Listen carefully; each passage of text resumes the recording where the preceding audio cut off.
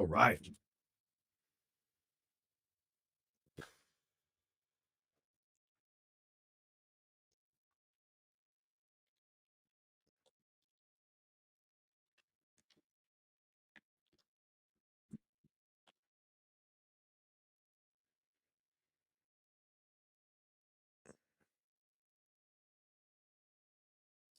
Ooh, I don't know if they need.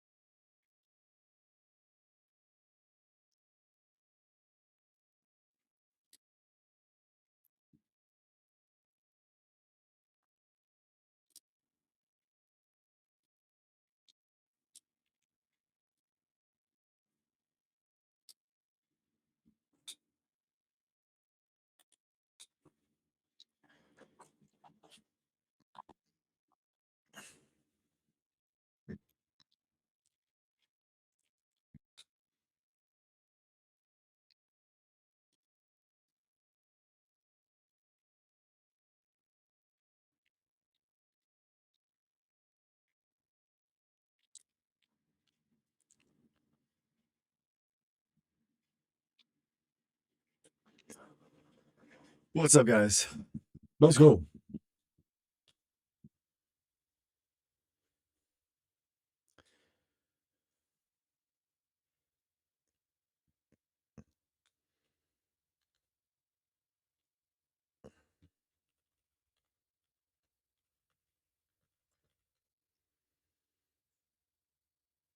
Yo, Vodka, what's up, dude?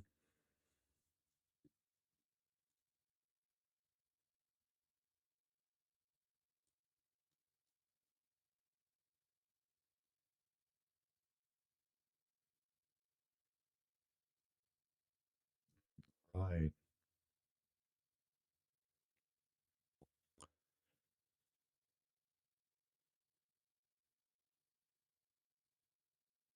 All right. Getting ready for the panel. Oh, thank you, Vodka. Thank you for the stuff, for the love. Thank you. Oh, shit.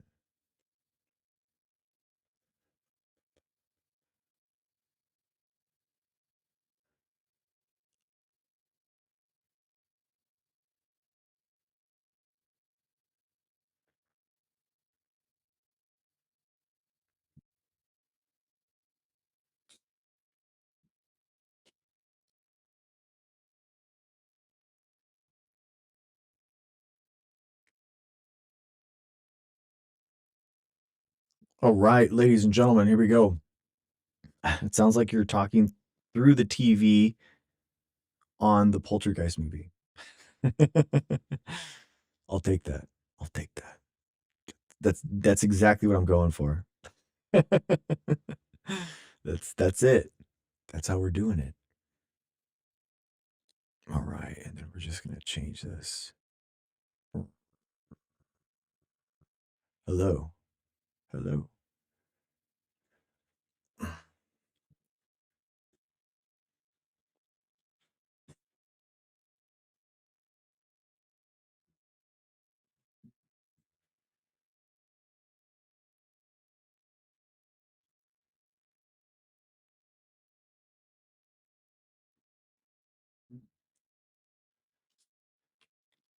Oh my gosh, you guys, this is it. Helen, what's up? How's it going? All right, here we go.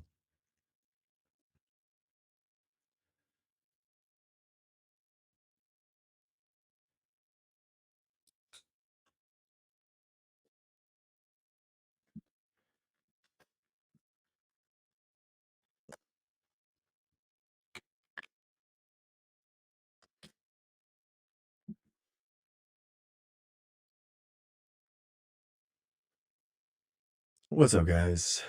Thanks for being here.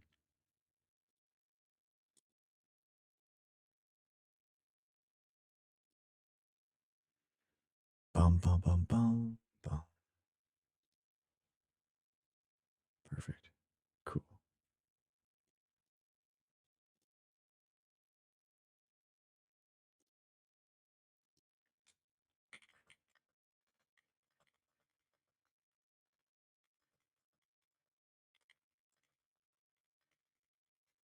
All right. We're just waiting backstage to get in. Are both the Republican and Democratic parties the enemy? I love it.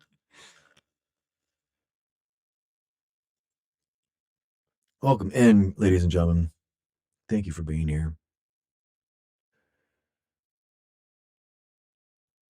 We are waiting. We're going to do our panel. We got some cool stories lined up.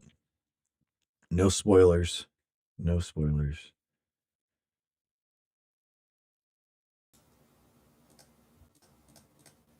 Okay.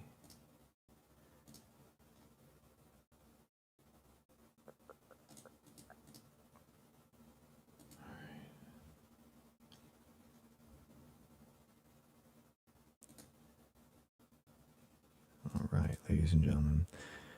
Dude, it's been what a week. What a week it's been.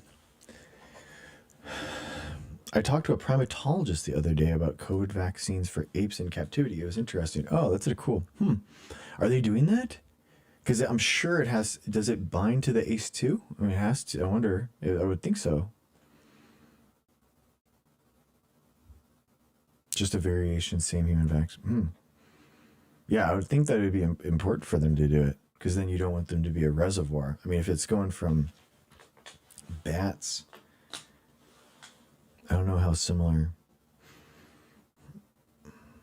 I would think that I I don't know how similar the ACE2 is. That would be the thing. You just do a sequence alignment with the ape and the human versus the bats, because the bats are inherently asymptomatic, right? So presumably it doesn't bind to their ACE2.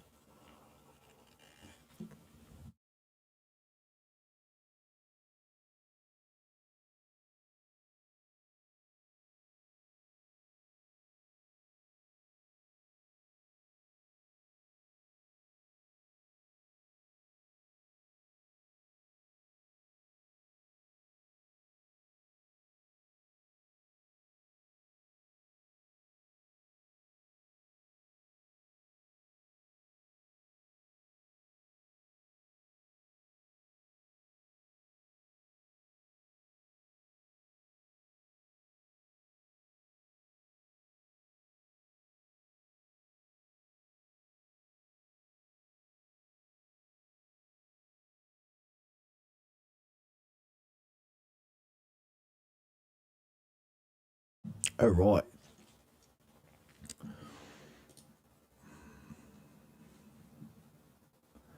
Well, it's so easy for any virus spilling to humans to harm apes. So then, if they don't also encounter exactly, yeah, yeah, that's what I would think. We're gonna start the panel any second, so yeah, I don't have time for it. The audio is kind of funky on YouTube. Oh, you're right.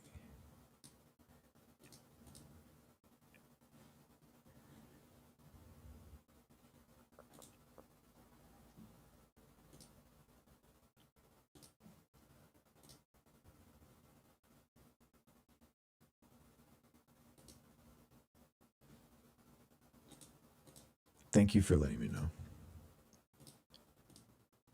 There, that should have fixed it. That was getting I was getting oh yeah, unmasked. What's up, dude? Yeah, I'm just gonna start the panel. We're gonna start the panel any second. So thank you, dude. Yeah, Justin, thanks for letting me know, brother. Thank you. Appreciate you.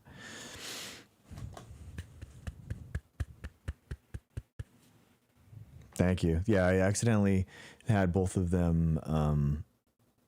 I changed the audio around on YouTube, so that was a good feedback. Thank you. Oh, Adam, what's up, dude? Dude, Adam in the chat. Thank you, man.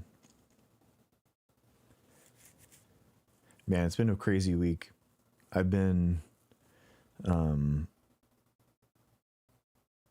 yeah, I think we'll get into it. We'll get into it. I think, I think it's been really cool. I've had like a change of how I'm like tackling household stuff, you know, and it's been fun, and it's spurred on because of um, that article we read last week.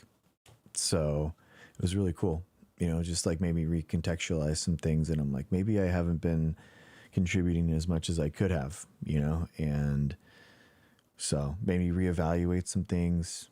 And I'm basically like taking over. I'm bringing out the barbecue side of me and the scientist side to make healthy, nutritious meals for the family, as small and as cheap as possible.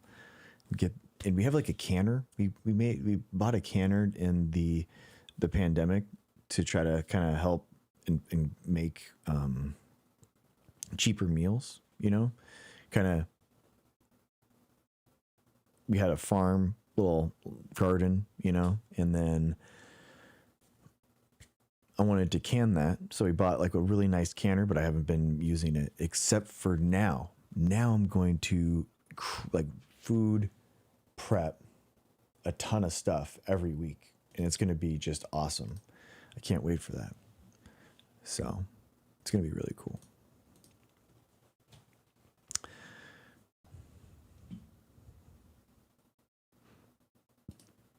Man, Helen, that's a really good idea. Make a video about that. Yeah. So I'm actually, what's funny is that I'm actually creating an AI bot to help me do that. So I'm creating a household AI, like it basically adds everything to Instacart or whatever I need for delivery. It assesses money per hour. What's up, dude? What's up, Corey? I'm streaming, by the way.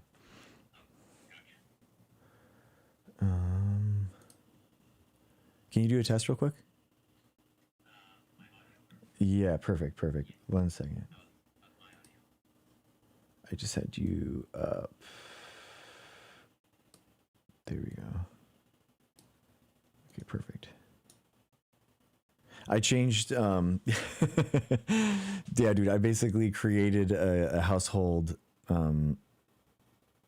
bot, an AI that can help me food prep, recipes, adds things to my Instacart so that all gets delivered for the cheapest like dollar per meal that I can. And yeah, I've been working on that all week. Yeah, you look great now. I did change my stuff on YouTube a little bit, so that's why.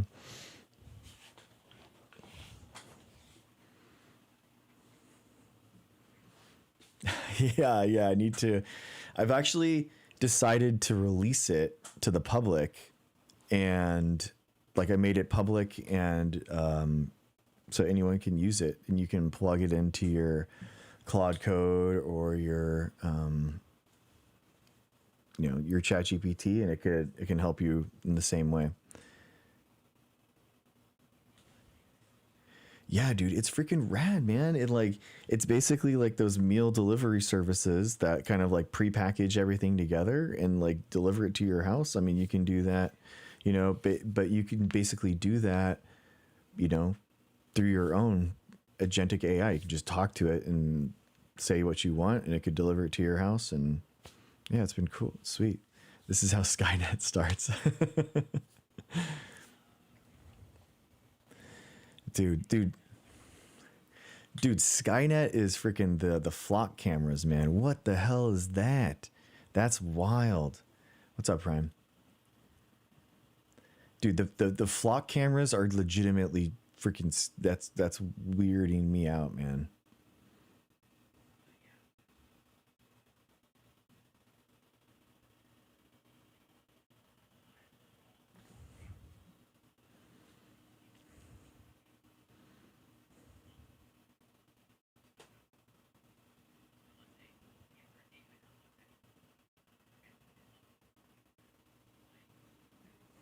Hmm. Yeah.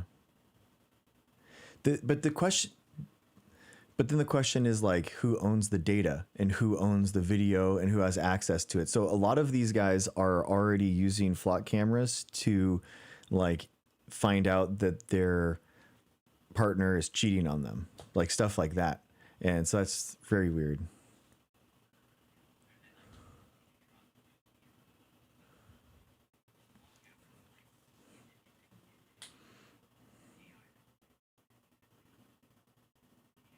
Yeah, exactly, man. And yeah, like they also used it in Texas to arrest someone suspected of doing like getting an abortion. So they, it's very odd. Prime, have you had it on your panel? Yeah. What do you think? What do you think, Prime? That's all good. Oh, you're fine.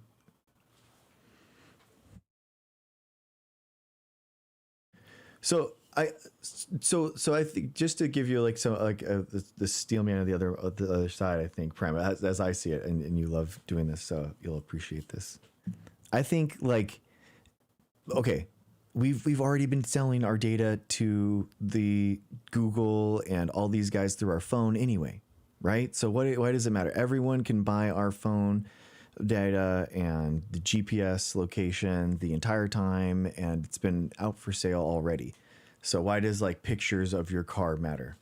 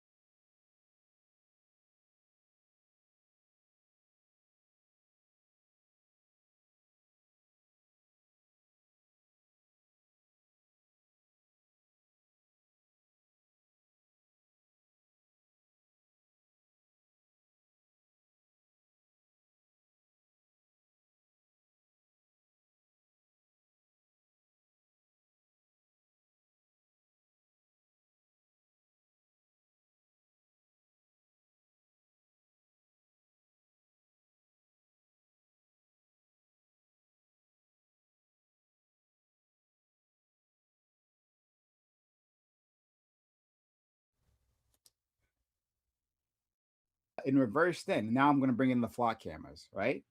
Um, I say maybe not, maybe not, because what we understand is that the power of the state is uh is corrosive and it's dangerous. Like when the state does an action, right, it carries a level of power that goes above and beyond what any citizen can do, right?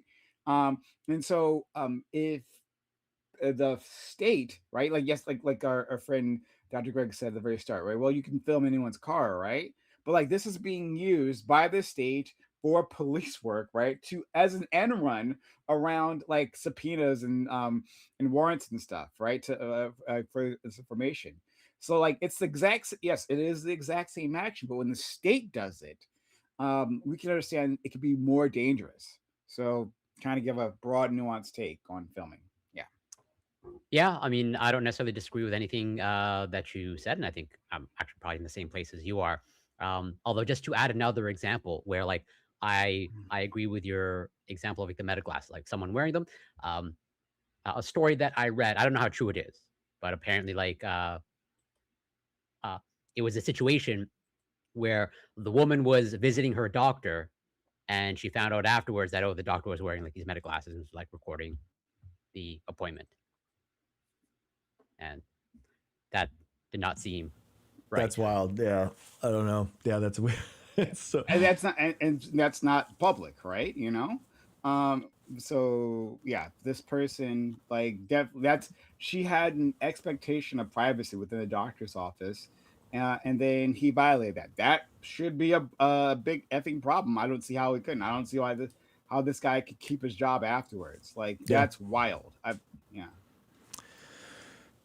Yeah, I agreed. Yeah, you have to like remove licenses and stuff like I don't that type know, of. the meta glasses, like, do they is there any sort of, like, blinking light indication that it's recording, or it's, like, totally, like, hidden?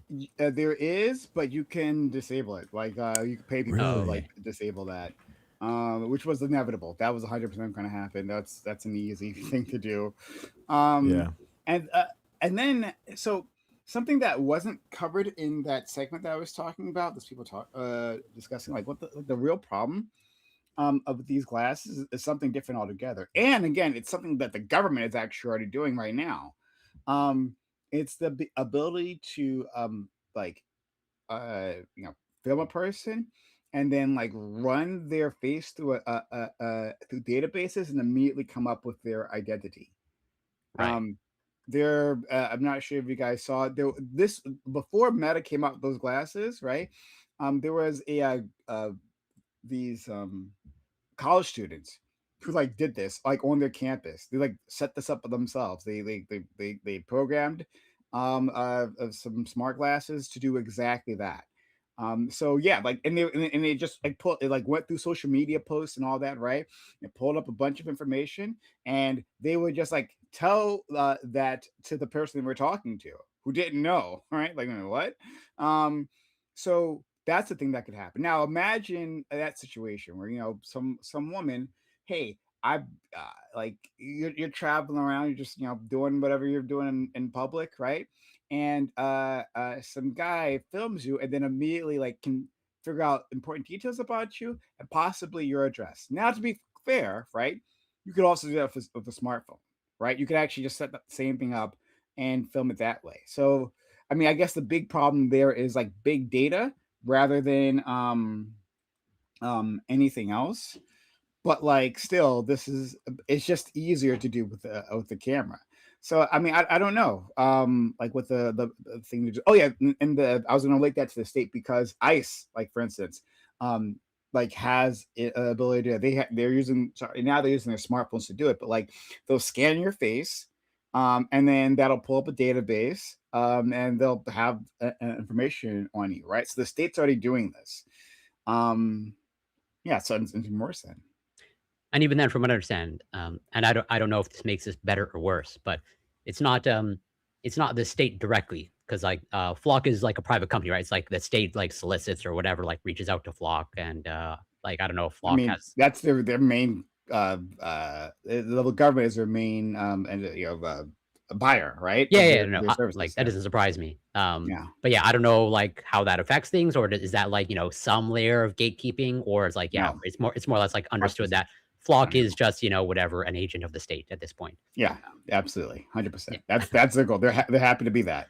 Like yeah, they want that to get doesn't those surprise me. government contracts. Yeah. Um. I mean, like they're all about violating your privacy or your.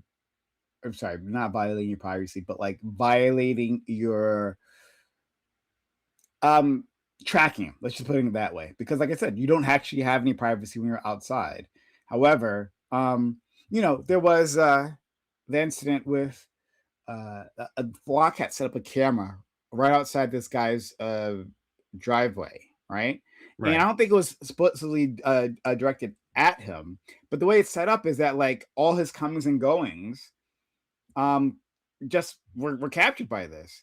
And then like I think there's been a few cases of this, but I think this is one of the cases where he got his data like from Flock, right? And you could track, you could just see every time he left, right? It was all captured there. And like there's some government officials, some like mayors and stuff, whatever, right, who think, oh, this is fine, right? The ones who've agreed to have it in their jurisdiction. Oh, see, this is fine. It's not a big deal, right? One way to prove that it is a big deal is to use Flock to track them, because they yeah, don't no, like that. I, They don't seem to be a Exactly. fan of that. Hey, we found when you usually go visit your mistress, right? Like they're gonna have a big problem now. well, So yeah, that's like I made this argument before on one of your panels. So like, as in with the Flock cameras, like if they're going to be rolled out, like I think like they should be in pretty much in the situation you described, like outside whatever government officials, yeah, focused on where there's heavy policing. Okay, as in if police aren't going to wear body cameras, well, just have the Flock cameras track them instead. Yeah, I Just think yeah, that's a great just idea. as just as like I think one of the panel topics, or we got on this topic one of your panels, is like I think AI is being used to like review, let's say, police footage and like Hmm. flag certain things. And I said, well, if they're going to use AI to review police footage, how about they start reviewing police body cam footage? And if they trust the AI, yeah. if any police officer gets flagged, they're the first ones, okay, to go. Yeah, you're Why 100% wait? right. Yeah, For the flock cameras, right? For any the mayor or like a town official, like the city council, if you approve that, well, then we should be able to continuously buy your data, right, and post it. Well, this is where they go, right? Because again, there's nothing to hide, right? I mean, they're just I cameras. agree. They're just And cameras outside, right? like if any government official is saying like this is trustworthy, this is a good thing, well then let's start with you. Just Yeah, like police exactly. are going to say, like then that's the only, I would say that's probably one of the best ways to get the public's trust. exactly. I totally And if they're agree. willing to go that far, then I can maybe be more on board. But yeah, as of now, I'm a little bit on the fence. I lean towards like this not being a good thing. But again, like totally, there can be data that comes out of like if this reduces like crime across the board, or if this results in uh, even a more of a spotlight being shown on whatever police misconduct. I think that's great because like body cams, from what I understand, are not universal, right? And it seems like it's a largely, I think, I guess it's largely voluntary at this point or whatever, depending on like the whatever specific local police. But until like there's actual universal body cams, well then let's start with the flock cameras tracking them first. I checked out the Wikipedia and it was 28 cases of law enforcement officers misusing it. And it was basically all tracking ex girlfriends, estranged wives, following them, stalking people. Does with this one guy used to track a woman he was dating and her ex partner nearly 180 times over a 2 month period. Like just track your ex boyfriend's ex wife 31 times. So 28 issues of that, and then another like I would say like 10 here: false arrests and detentions. Innocent people have been pulled over, detained at gunpoint, or jailed as a result of the mistakes in the flock system. So yeah, it is. There, the AI review is tough, man. And is We can anything, go. sorry, is anything mentioned about of the cases that you highlighted of essentially police abusing it? Mhm. So was anything mentioned about the penalty, or they got 2 months of desk work Yeah, type of stuff? exactly. There were individual news reports that I would have to go into, but Yeah, okay, no, fair enough. yeah. So we can go farther than this though. Because what you talked about with Flock isn't actually special. Whenever we have these intelligence capabilities, this tech that gives surveillance power, see, it's people who that it is not um, uh, where there is no oversight, right?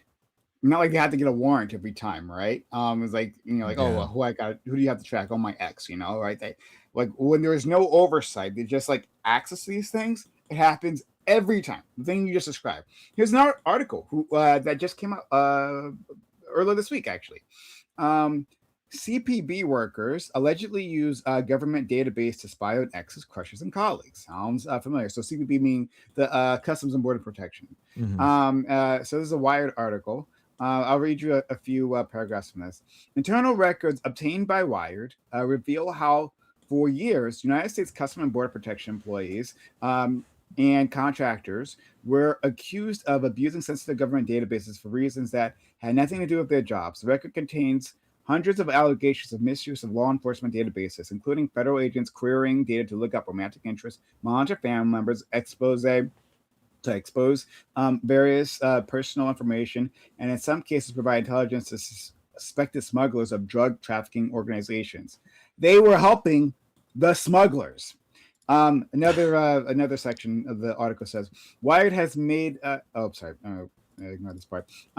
In one case, a CPB officer allegedly used government databases to contact a flight attendant.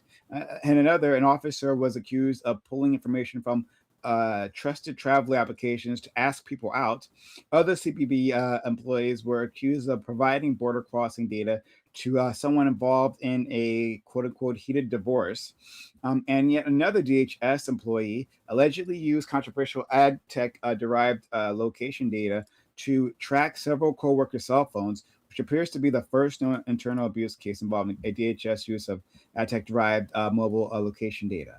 So yeah, the guy, one person having a divorce, right, and using that ability to try to help his case. And another person, yeah, he saw a hottie, right, flight attendant, and then got her personal information using their systems. And then again, so that's that. But then years beforehand, in the Snowden releases, right, we found out through Edward Snowden that the government was like tracking our phone calls and like recording them, listening them in on a mass scale, right? People like forget about this. This like still happens. It's a thing that still happens. They just like record our phone calls. That just Yeah. happens, right? We just like don't remember this thing Well, anymore. not me. But I'm in Canada, although they might yeah, still record. no, they're recording yours too. In fact, it's especially directed at foreigners. That's what it's supposed to do, but it just happens. It just happens. Oh, oopsie poopsie. It just happens to suck in Americans' data as well. So yeah, when that was revealed, we found out later on that like was it the what's called the national security NSA, yeah, like those employees there were doing the exact same thing. Like if you read that headline from like all those years ago, that was like, was it 15 years ago or something, that headline would have been the exact same thing that I just read. They did the exact same thing every time they do the same thing, right? When you give these people access, and especially like consider the types of people who like go into law enforcement, right? The type of like the controlling type, these macho type of guys, right? Yeah, there's a certain type of mentality of the people who go in there. Not that anyone given this amount of power might not abuse it. Fair enough, right? But the type of guy that like that goes into law enforcement is really the exact type of guy you don't want to have this thing, right? That's And true. the exact type of guy who's going to be like a threat to women. Yeah, I don't necessarily disagree in terms of like, there's probably some selection bias occurring. I don't know for sure, but let's say uh, you may be selecting for people Sorry, give me that one second. like control or to exercise some sort of control and power. Obviously, that comes along with that as well. Which like obviously let's say there there's some advantages to that, but also the disadvantage of like, well, they will exploit their ability to control in that situation. There I don't know. has to be guardrails. Period. Yeah, but I don't know how you. Well, I may just not be creative enough, but I don't know how you solve the problem of like you can create another external institution to like surveil, okay, the cops, but then who surveils the surveillance, and it's all in this infinite Well, chain. I mean, like you could say like to access database, like you need a warrant. Yeah, You but need some like a third party has to give you the ability to access the database. And if you access it without it, then you're like up for prosecution. Like every time it's queried, it has to be with some sort of third party giving a level of approval that like, hey, this has a law enforcement like a valid law enforcement need, you know? Um, although, like, is it a huge hurdle to like get, an unjustified warrant? I'm sure it happens, but I'm hoping it's like I mean, minority. it does, but like it's something I like. I would rather that rather Yeah, a I judge don't have to disagree with you. sign off. Yeah, Yes, yeah. but then Um, again, I don't know about the character of judges either. we had the FISA warrant court, so the Foreign Intelligence something SA.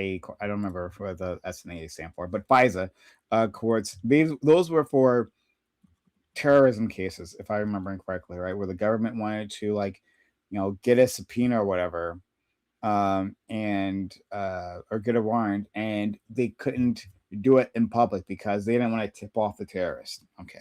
Um, yeah, civilian courts could probably handle it, but whatever. They created a whole different court. This is all after 9/11. They created the FISA courts, right? So these were like secret courts, and where there was just like, there was the judge and the prosecutor, I'm not sure if there was like a defense involved in there, but in any case, right?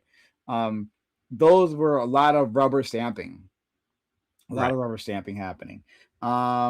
And yeah, it's pretty bad. Uh, but I mean, even then, it gave some level of friction between law enforcement and like being able to do whatever the hell they wanted. Yeah, So, which is a good thing, which I'm in favor yeah. of. I mean, yeah, at the end of the day, no system can be perfect, at least thus far. But I agree that's probably better to have some sort of quarter, so almost as many layers of friction as possible, without making the system useless type of thing. Yeah. Well, But it's maybe. tough. Uh, Well, do you guys want to? Sorry, one second. Do all my kids are currently the, doing a sleepover at someone else's house. So I heard one of them come in. And I was like, "Oh my gosh, what happened?" So we'll have to Yeah. see. Yeah. Anyway, well, I guess this like an honesty kind of conversation. Seeing maybe this is a good place to start. Jason Arde, an ex-Cambridge professor at Center of Plagiarism Row, found dead. So Arde, the former University of Cambridge professor at the Center of Plagiarism Row, has been found dead. Emergency services said a man was found unresponsive at an address in Battersea, South London on Friday afternoon. Arde resigned as a Cambridge professor of sociology of education last week after allegations of plagiarism and questions about some of his achievements. He had denied those claims.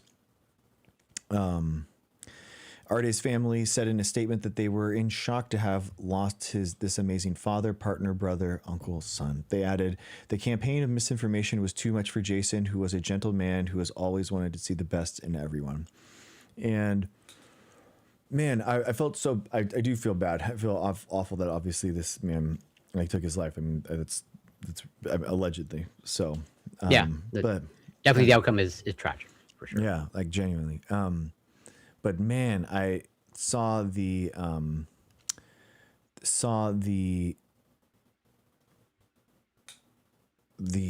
just the how should I say it, the his PhD, his dissertation, and looking at that, I was like shocked, man, how much of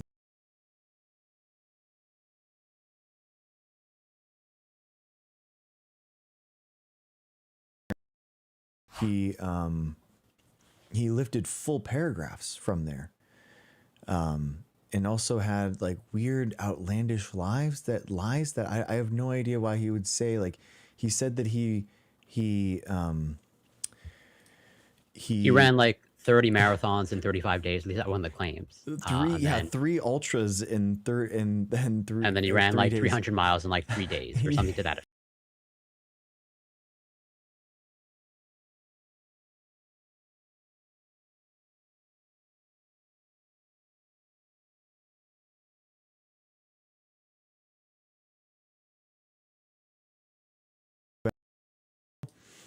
500 pounds. And you're like, what? Like that doesn't make any sense. Like, why would you say so? Bench press, like, at least lie and say like a believable number, right? Like 3 ultras back to back to back, 300 miles in 3 days. It was like, it's like one of the most incredible feats of ultra running that's ever existed ever before, and like, so the guy obviously was a habitual liar, and that's the problem. Like, I feel bad. Honestly, the most bad I feel is like he was let down by the academic institution that they didn't push Yeah, back on him absolutely. sooner. I My sentiments is the same, as he's largely a victim of the institutions and the people, well, many people that, let's say, I guess, well, Cambridge hiring him, and I guess not doing their vetting appropriately, and then institutions and people, propping him up. Um, yeah, I'm still sort of in the process of whatever gathering my thoughts and feelings about it. But as of now, um, I largely see him as like a victim, but he played a role, not a role in his, like, he definitely did not deserve to, have, let's say, the amount of, let's say, the amount that he was crucified and all that stuff. And totally, uh, there was an element of, it seemed there were certainly some individuals that were motivated by maybe not the greatest of motivations and intentions. Um, but yeah, at the end of the day, um, like, yeah, I don't really know exactly where I stand on this, other than like Cambridge should have probably known better and done better. This is a wild fucking take. I don't understand this. Like, I don't understand this. To call this guy a victim? That's crazy. That's crazy. This guy's a massive liar. What? Donald Trump was also a victim in that sense too, right? People didn't properly vet him. He just like lied and lied and lied his entire way up to the top. Like, what? No, this guy's a massive fraud. No, F him. No, I mean, I'm not saying that I'm happy he's died or anything, right? Like, no, that part is in itself tragic, but that's his own problem, right? That's him putting himself in this situation. That's crazy. Institutions failed him, and institutions failed their students, right? Their students didn't actually get a professor who was qualified, right? True. This guy Yeah, who just I like agree there. made up nonsense, right? Made up the craziest nonsense, both like personally with like the stuff you guys are talking about, and professionally. He made a bunch of lies there too. And then this motherfucker had the audacity to weaponize racism, right? Like, there were people who called him out saying, "Hey, you are like we have questions about your articles, right? Your articles and your dissertation and whatnot, right?" And then he's like, "Well, you're a racist and don't contact me." And then he's like, "Oh yeah, I'm being harassed by these people, these journalists or whatever, who are contacting, hitting me up." And then he calls the police, right? He tells the police about this, and in one case, they go to the other person and it's like, "Yeah, you got to knock this off." They And take his side. and it was a journalist. They called the police on the Yeah, journalist that was like investigating. Yeah, that I know. crazy.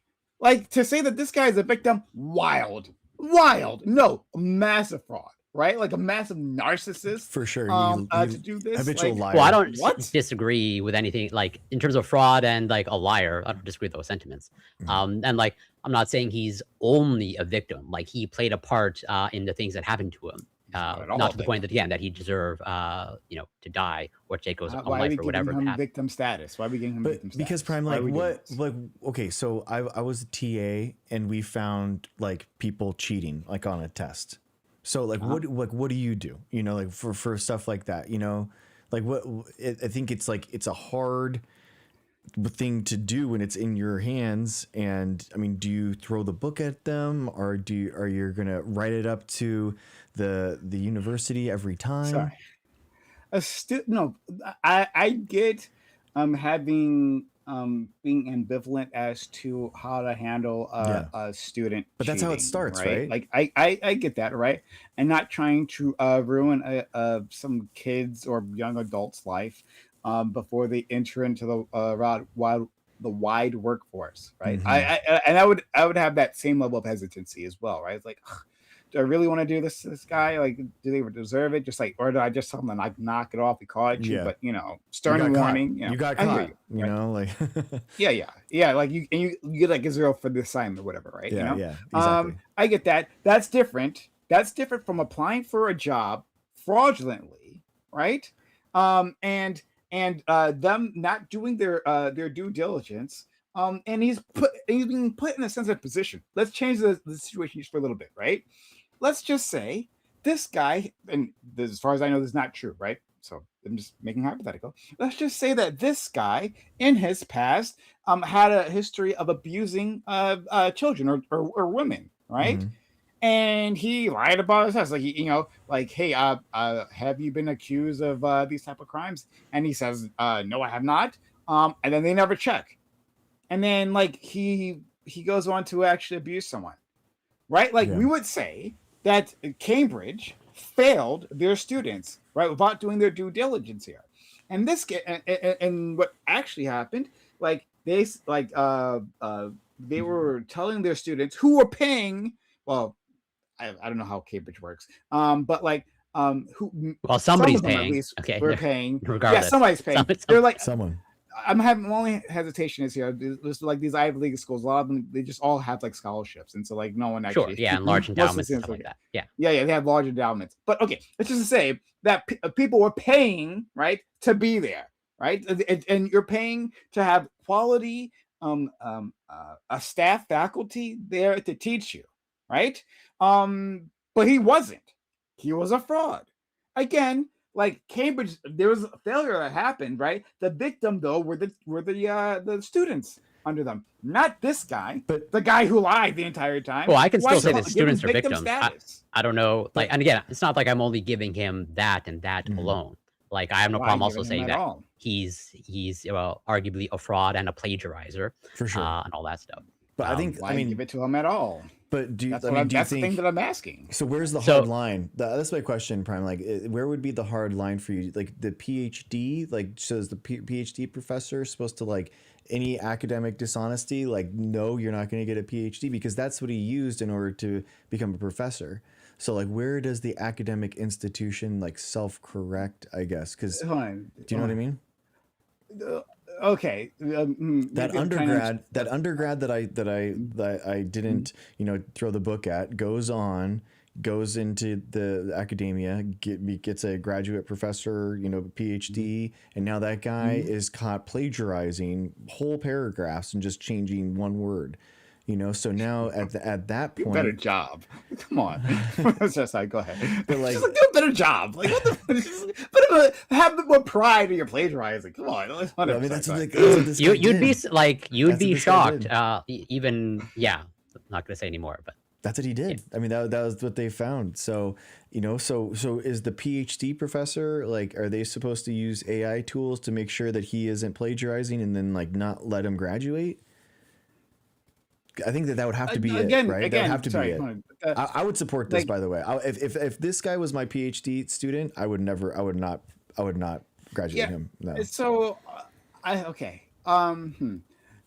Multiple things. One, this is separate from Cambridge, right? So what you're talking Yeah. about is pre-Cambridge, Yeah. right? Mm-hmm. And then yeah. So The Cambridge, I fraud think, started happened then. themselves had a failure, but like I would say for and there's a spectrum here, right? And I think that's what you're trying to get at. But this is on the tail end of the spectrum, and in terms of severity, right? With the PhDs, like the PhDs are the accreditation, like the point you're trying to get to, Hmm. that like gets you the other job, right? Yes. You get a yes. PhD, it's like it's a professional accreditation, right? It's not like simply like a degree, right? Like a scholastic achievement. It's a professional accreditation. Like this person has achieved mastery in this field, right? That's your stamp of approval there. Yeah, actually, well, I mean, if it's severe enough, right? Like if it's severe enough, then yes. And it sounded like, from what I understand of this guy, it was extremely severe, like extremely egregious what he did. There are some cases, because there was a situation, it was actually during the like early on, and the Palestinian genocide, where there was a where there was students at Columbia. They were protesting, right? This was like a whole big thing. And then the one of the donors to Columbia was pro-Zionist, right? They tend to be. And they were using Columbia to crack down on the students. Now, he got himself attention, right? And people started looking into him, and they found out that his wife like had a bunch of like plagiarism in her like articles and stuff, like a whole like a list of it, right? And then there was a question as to like, well, is this serious, right? Um, like if I'm this was a few years ago, so if I get any details wrong, I do apologize. I'm not trying to mislead anyone. But like if I remember, like this became a particularly galling because I think the billionaire, right, her husband, was trying to use the school and their powers to like go after like professors or whatever. Who yes oh now I remember it was the head of Columbia. So I think her name was Gay or something. Right? She had like a last name like Miss Gay or That sounds familiar. you remember what I'm talking about? Yes. Now it's I coming believe so. back to me. She got so her and a bunch of other university leaders, right, the presidents, get called into Congress, and they had to testify about like what's happening on campus, right? This is like remember the big student protests against the Biden sponsored genocide. In that situation, like the presidents, the college presidents, are giving their testimony. A professor or President Gay, she like says a thing about like I forget how she phrases this, but like one of the Republican senators, Lisa Stefanik, like really lays into her and like pretends that she's some danger to Jews, right? Jews on campus, and then they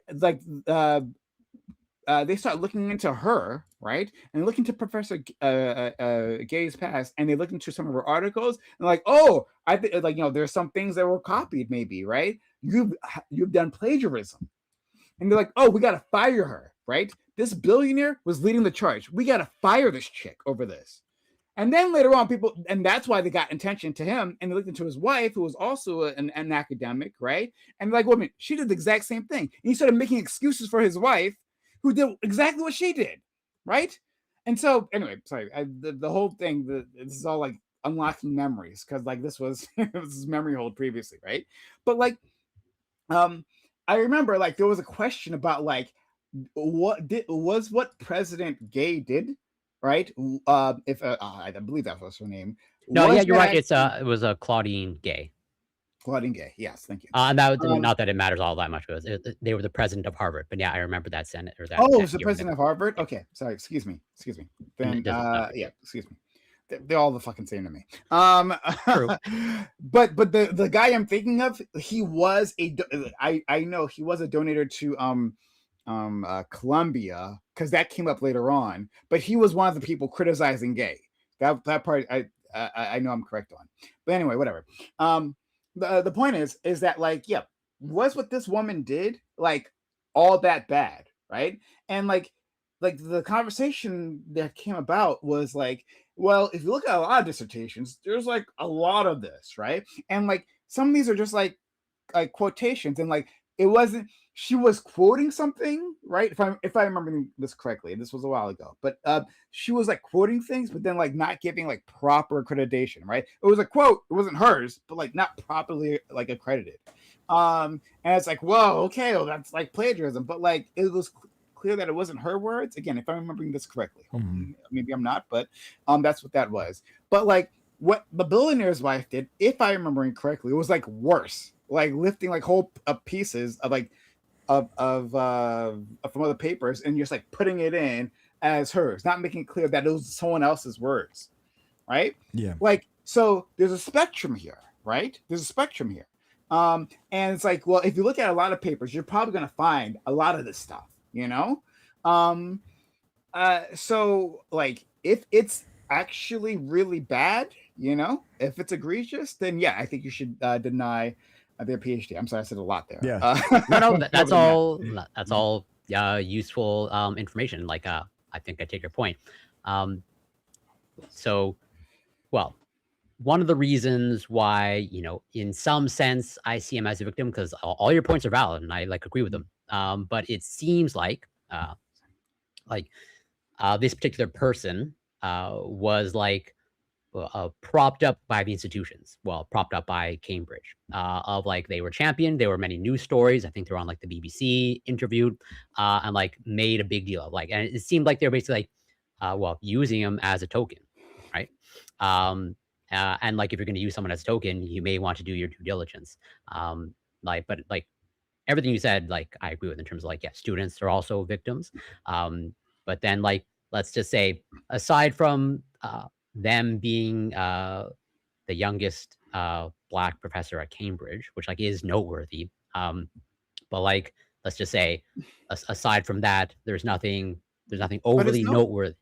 It's noteworthy for a bad reason, though, right? It's noteworthy because they were like, even at the time, and I didn't know this guy before like the recent news, right? Till just before he died.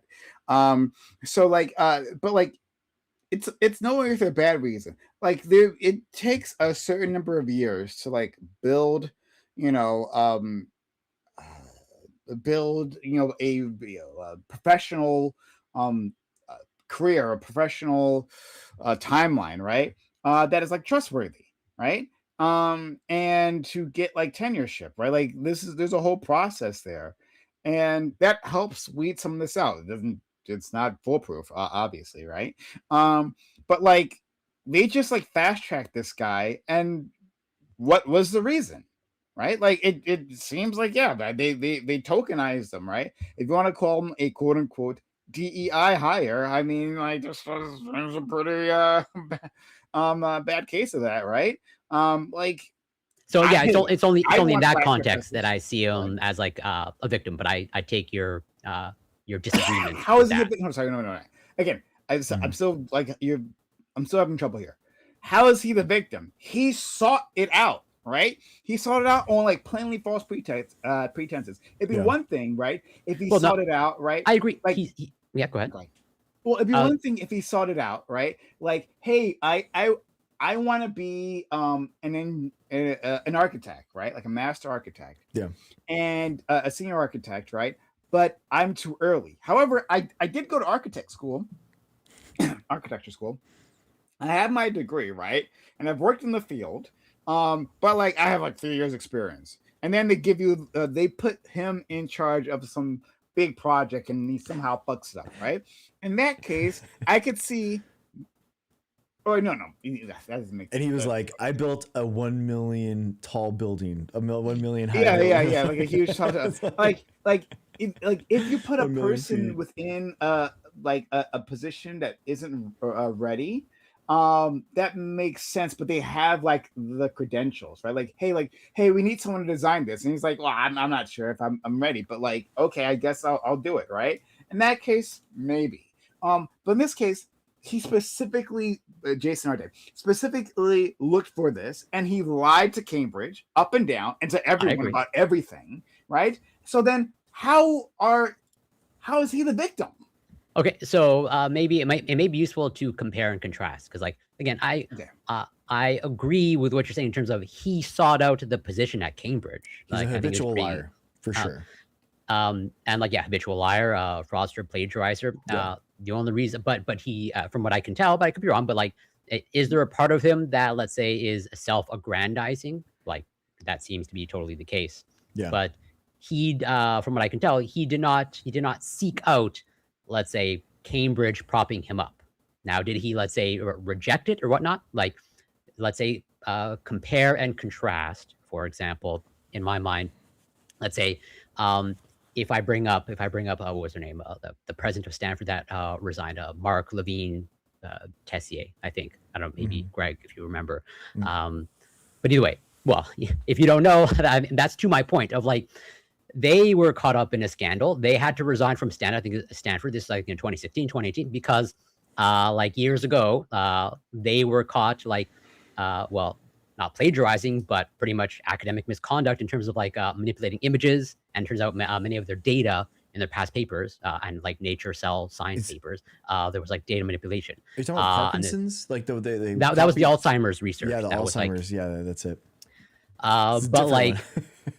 but like I have trouble remembering his name, and like understandably, so does everyone else, because it's like even though this is like a big thing in science, okay, like the general public, they do not latch on to this, and this person now has they went on to become a CEO of another company now. They're doing just fine, Yeah. okay, despite all the academic misconduct, as opposed to this person, okay, like everything you say that I agree with, as in they sought out Cambridge and Cambridge hired them, but then it was not their choice to be propped up by Cambridge and everyone else in the general public.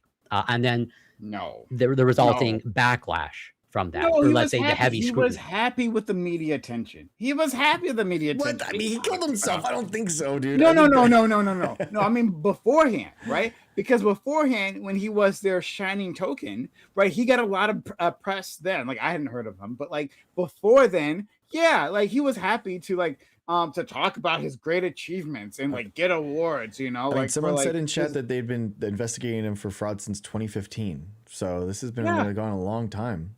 this guy's been around for a long time. Yeah, Yeah. he was happy with the attention he was getting previously. No, F that, right? Again, there is no, he didn't get victimized here. He did the victimizing.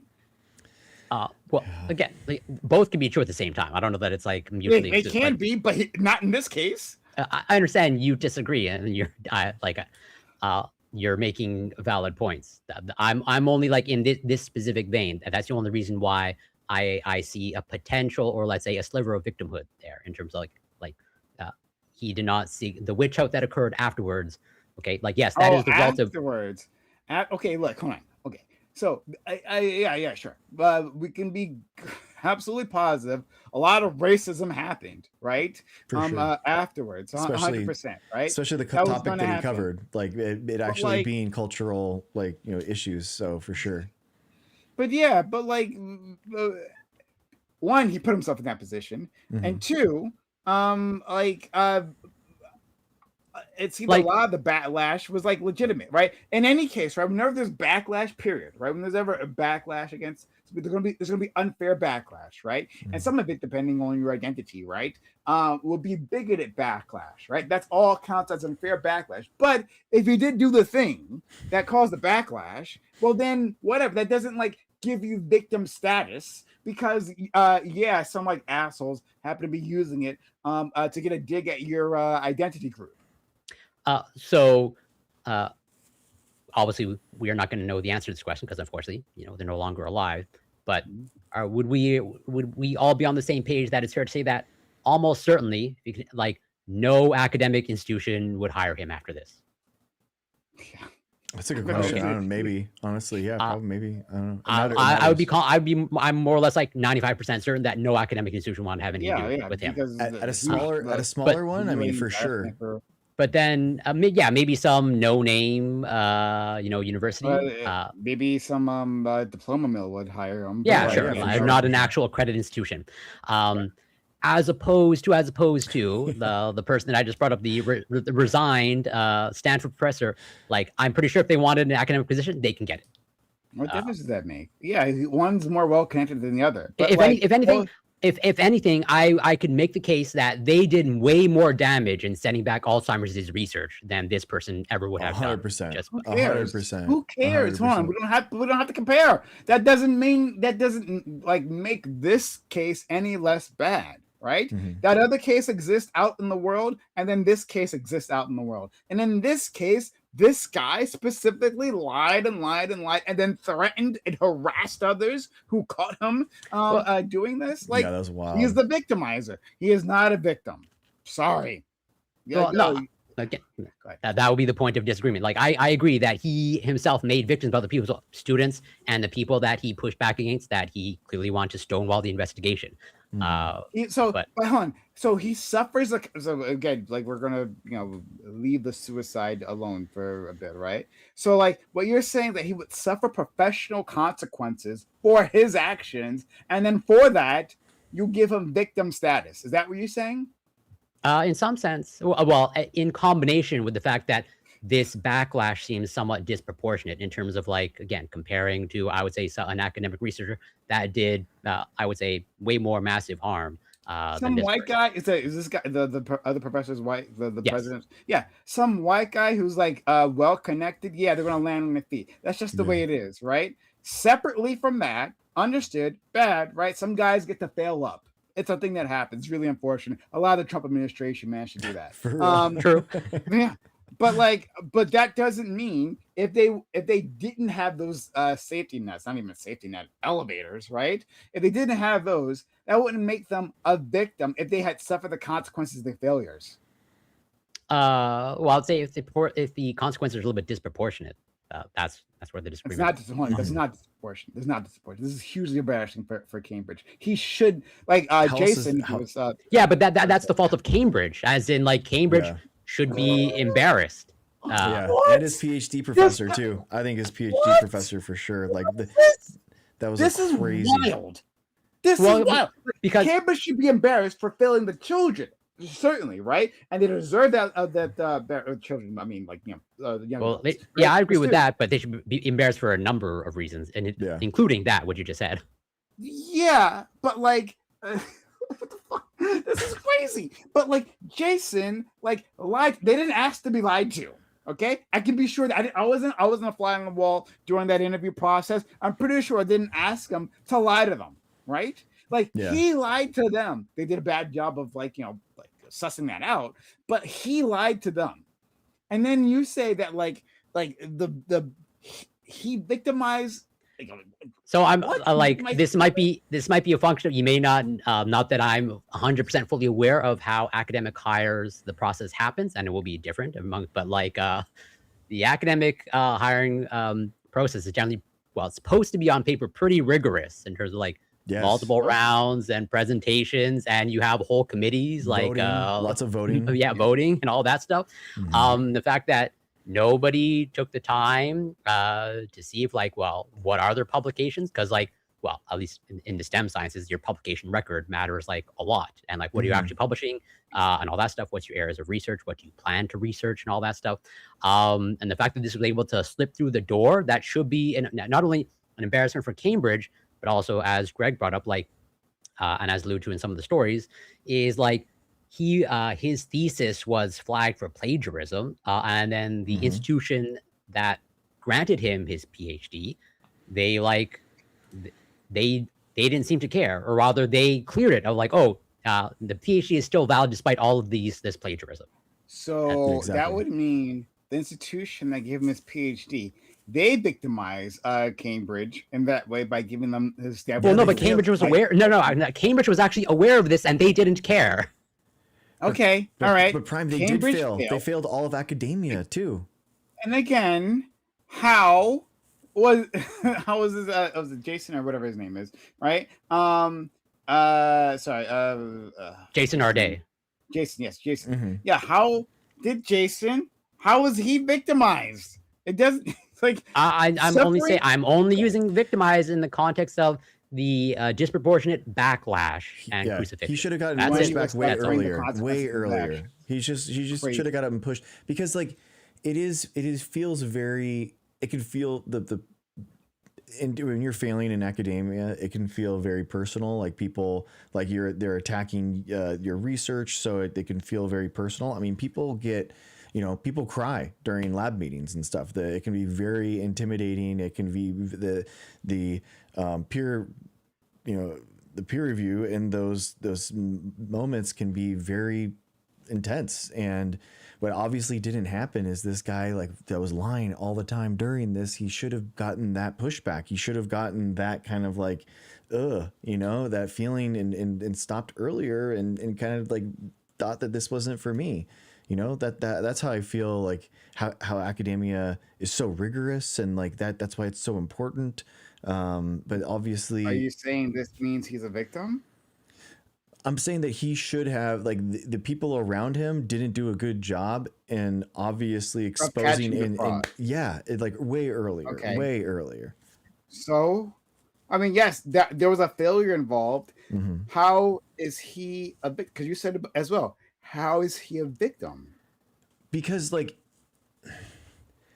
the he just shouldn't have been able to like go that far. He should have been kicked out like way earlier than that, so that he, you know, and maybe at that. He was too good of a criminal, and so now he's But like, he wasn't. I like slipped deep into Gold Knox, right? Or sorry, Fort Knox, right? Mhm. And I get my hands a little gold, and I get out, right? And because none of the security guards caught me, I'm the victim. I'm the victim. And I was caught online, right? So I was caught, right? And later on, and then online, right? People said mean things because I'm black. I'm the victim now. The guy who stole from Fort Knox. I'm the victim because someone said a bad word. They said the N word online on Twitter. If no, nobody, okay, I'm the victim. the analogy would be that imagine Fort Knox doesn't have any doors or no walls, and it's just all out in the middle of in middle of the field. And if you take one of them, then they shoot you on sight. That would be. This is Do you know what I mean? I got even better one for you. Jan 6, right? There were different groups of people who went in Jan 6. First, the ones who like busted down the doors, right? Yeah. And then like attacked the officers, and then like went like with like fucking like plastic handcuffs, right? Went to the well of Congress, right? Obviously look for trouble. Okay, that's one group. And then there was another group who just like opportunistically like came in and like because now there were no doors, right? The second group came in, there were no doors, and so they came in and just had fun there, right? There was no one to stop them. There was no officers, right? So these people, even like who understood what was happening, they were also victims. They were victims. Well, the government went to prosecute them, but they were just they were. I I mean, can make they the saw case. the attack happening, but they were just there. They do charge them differently, by the way. But anyway, go ahead. But so we can maybe zoom in on the case of you brought up January 6th, and I think there's some in terms of the overall point that we're trying to tease out here of like I think Ashley Babbitt, what she did, like that officer was justified in what they were doing in terms of like shooting her. Please don't do it. But I can make the case at some. I have no problem saying it. Sorry, I'm going to do it. Absolutely. Yes, absolutely. I have no problem saying that. In terms of, in some element or sense, victim of the mob she mentality. is a victim. Yeah, of the mob mentality. Victim. Crazy. Just as like this is how cycles start of like because I think you brought up this too. You get this too. Like people that are like MAGA and stuff. You feel like they're a victim of capitalism and they're put into this as well. All right. Do I feel that Republicans way? and to have class consciousness, like as class consciousness as people that like are aware of capitalism and the systems. People got agency. No, fuck that. People got agency. No. They got agency. So okay, never mind. So did Ashley Babbitt, which was crawling through to that goddamn window when she was told by the. Yeah, she was acting like an idiot. She, like that was a justified killing. She deserved to catch that bullet. Absolutely. But I also have no problem. I also have no problem biting the bullet. That in some sense, I can. That she caught in the face. Yeah. That in some sense, like she is a victim. In some, I'm not giving her like the full victim card. Like like full sympathies, and this should never have happened. Not well. I mean, let's say there's a case to be like that should have never happened in our utopia. But I'm just saying like. I can make the case, or I can see how she is a victim of, poor information or misinformation, or mob mentality and all that stuff, totally, or victim of circumstance. I mean, just as I have no problem saying of like people that commit sexual assault, they are responsible and guilty of their crimes, but it's not a surprise that very often, if you see a perpetrator of sexual assault. If you sometimes go back far enough, they are sometimes a victim themselves of sexual assault. True. Okay. Sure. Okay, great. Make that connection of Jason, right? Who fraudulently assaulted Jason. Explain that, right? Where was the first fraud happening for Jason? That like it might have been the TA. It might have been him on a path to criminality. It might have been him at the TA, like cheating on a test in undergrad, and nobody pushing it back then. That's not fraud. That's not fraud on their part. That's not fraud on their part. That's them being forgiving, right? You, Dr. Greg, didn't commit fraud by not like hitting or destroying that kid's life. But I would say that my hard line would be the PhD, him graduating that's just wild. Yeah. How it was like paragraphs lifted, words changed. Like that's a grotesque to me. And I mean, it's an interesting an interesting question too, with like AI and people writing and using that in order to write their dissertations too. I think that shouldn't be allowed either. So I really do think that academia and the knowledge that we create through that process is unique, and we should absolutely do what we can in order to cherish it. And I think it's like the most important human invention that we've ever had in the history of humans. If the distraction, why is she a victim? Like This is a distraction. Why is he a victim? If aliens came down and they asked like, what's your greatest human achievement? I would think that like academia is that, like science. How is Jason a victim? It's not what my like I don't know what you're talking about now. How is Jason the victim? My point. We've already, at least my point is that poisoning the well, and not honoring that, and the professors failed him and not upholding academic institutions and their rigor, and they should have gatekept him. They should have gatekept him earlier. Sorry, hold on. So I want to give a little bit more pushback, right? Because like you had a problem with my Fort Knox analogy, right? You said, hey, like you would be the victim if Fort Knox didn't have walls and didn't have doors, didn't have security guards, still had the gold, and you had an understanding that you weren't supposed to take the gold, right? You would say, well, Prime is the victim because Prime took the gold, right? Who we know that he didn't have permission to take, right? That didn't belong to him, right? I take the gold. Somehow that means I'm the victim. Okay, right? Hey, okay. So there is a house, right? This house is unlocked.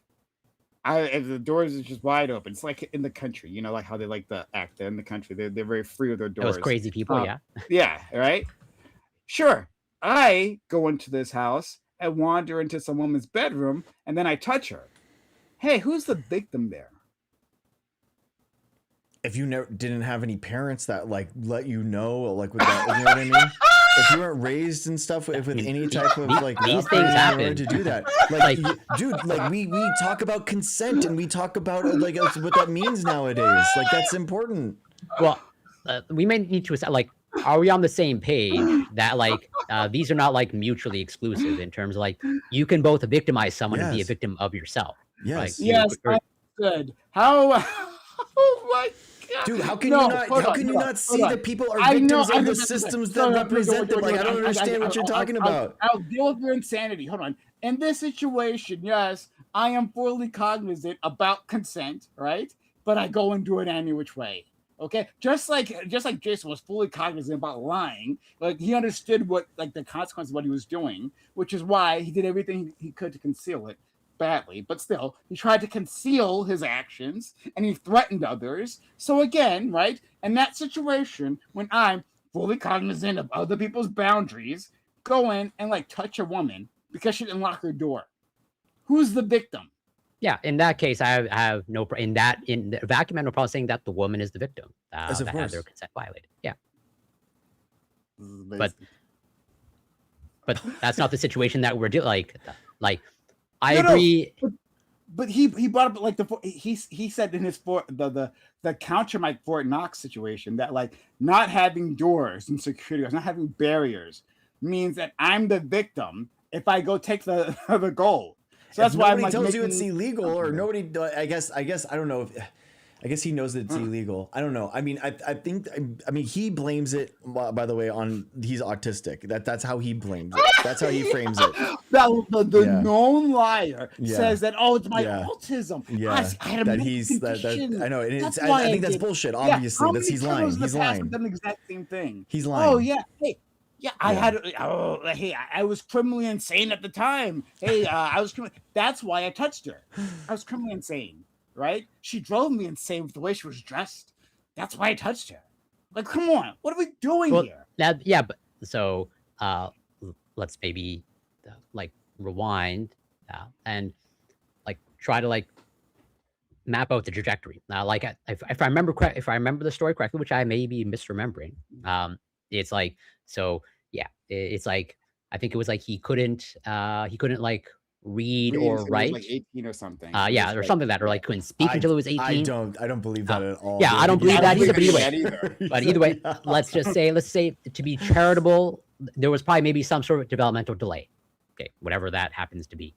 Um, and if it's true, if I remember correctly of the story, like he got some help from some, whatever figure that was important in his life. And like from what I remember, like But the woman who helped Helen Keller, that's what he got, right? You might have maybe actually written that, yeah. resurrected. Um, but if I remember correctly, like this individual that was helping him, like planted the seed in his brain of like, oh, you can be like this star academic, or like, it would be a miraculous story if you go all the way. It would And that be. might have It just would be a been very media friendly story if you did that, huh? Go ahead. Yep, sure. yeah, Mhm. yeah. But also like planting the belief that he will be this star academic. But then also again at the same time, everything around him. This is like sort of like the emperor has no clothes situation. Like Yeah. no one is acknowledging the reality, and he's just getting fed through the system. Like I have no problem saying that in some sense, just like with Then Ashley why did he Babbitt. cover his tracks? Why did he try to Yeah, like he could one be. thing? He can be What? conscious of that, but then it's on the people, on the appropriate people like the academics to uncover that he's He's covering his conscious tracks. of his Yes, criminality, exactly. and it's up to everyone else. It was up to the woman to lock the doors, right? She didn't do that. So doesn't she have some responsibility? She didn't lock the doors, and like I just had free entry into her house. And so, in some ways, I'm really the victim. I mean, she wasn't even fully dressed when I found her, so maybe I'm the victim here, right? I'm the victim. And if you think about it, I don't think I that's guess I'm the analogous. victim. It's crazy what you're doing. It's crazy. Yeah, sure. I have no I mean, problem it's, saying. it's. I mean, it is a. I don't think it's black and white. It's tough to. I mean, academia is a thought process. I mean, it's creating new knowledge, man. There has to be. It's tough. It is tough. This is wild. What? And so like you create this sacredness of a sacredness of academia. I'm right? curious. And I'm curious. And he violated the sacredness of academia. Yeah. Sorry, the And teachers he has to be. violated the sacredness of academia. But wait, Yeah. Because of that reason. I'm curious how you feel because we've had conversations about bail on your panels of like, let's say there's a criminal out on bail and like and that criminal goes on to like do some horrible offense. It's like this offense is like to another person. Like, would you be able to say that not only is the person a victim, okay, of the criminal, but also a victim of the system that let them out on bail? They maybe shouldn't have. Sorry, hold on. So I just want to make sure I have this together, right? You're saying there's an individual who commits a crime, they get caught, Or let's say they have a huge criminal record, okay, Yeah. and they get caught, and they're still let out on bail, and they go and commit this horrible offense on another person. Is it comprehensible to you if I say that the person that they go and commit the crime to is now both a victim of the person and the system itself that failed them? Mm-hmm. Yeah, there are two people can victimize it. There can be two failures. Yeah, sure. Okay, well, we're just saying that the system failed. Yes, exactly. No, He failed. no, Yes, no, yes, he failed no, no, and no, the system no, no, no, failed. no, no. Yes, both The of them. criminal, no. The criminal who like goes and does the second crime isn't a victim of the system, right? That's where the analogy. The criminal isn't a victim of the system. If it was a system judge that failed. let him out. Sorry, go ahead. If the judge just lets him out and he's not rehabilitated and he's not even changed, and some judges just like, you're fine, you're good. All I'm trying to highlight is that a system can victimize another person. That's it. I'm not saying that these hold on. examples map on. This is crazy. This is wild. Okay, so let's map this out. Let's map out this new insanity. Okay, all right. So let's just say like the guy's a burglar, right? History of burgling.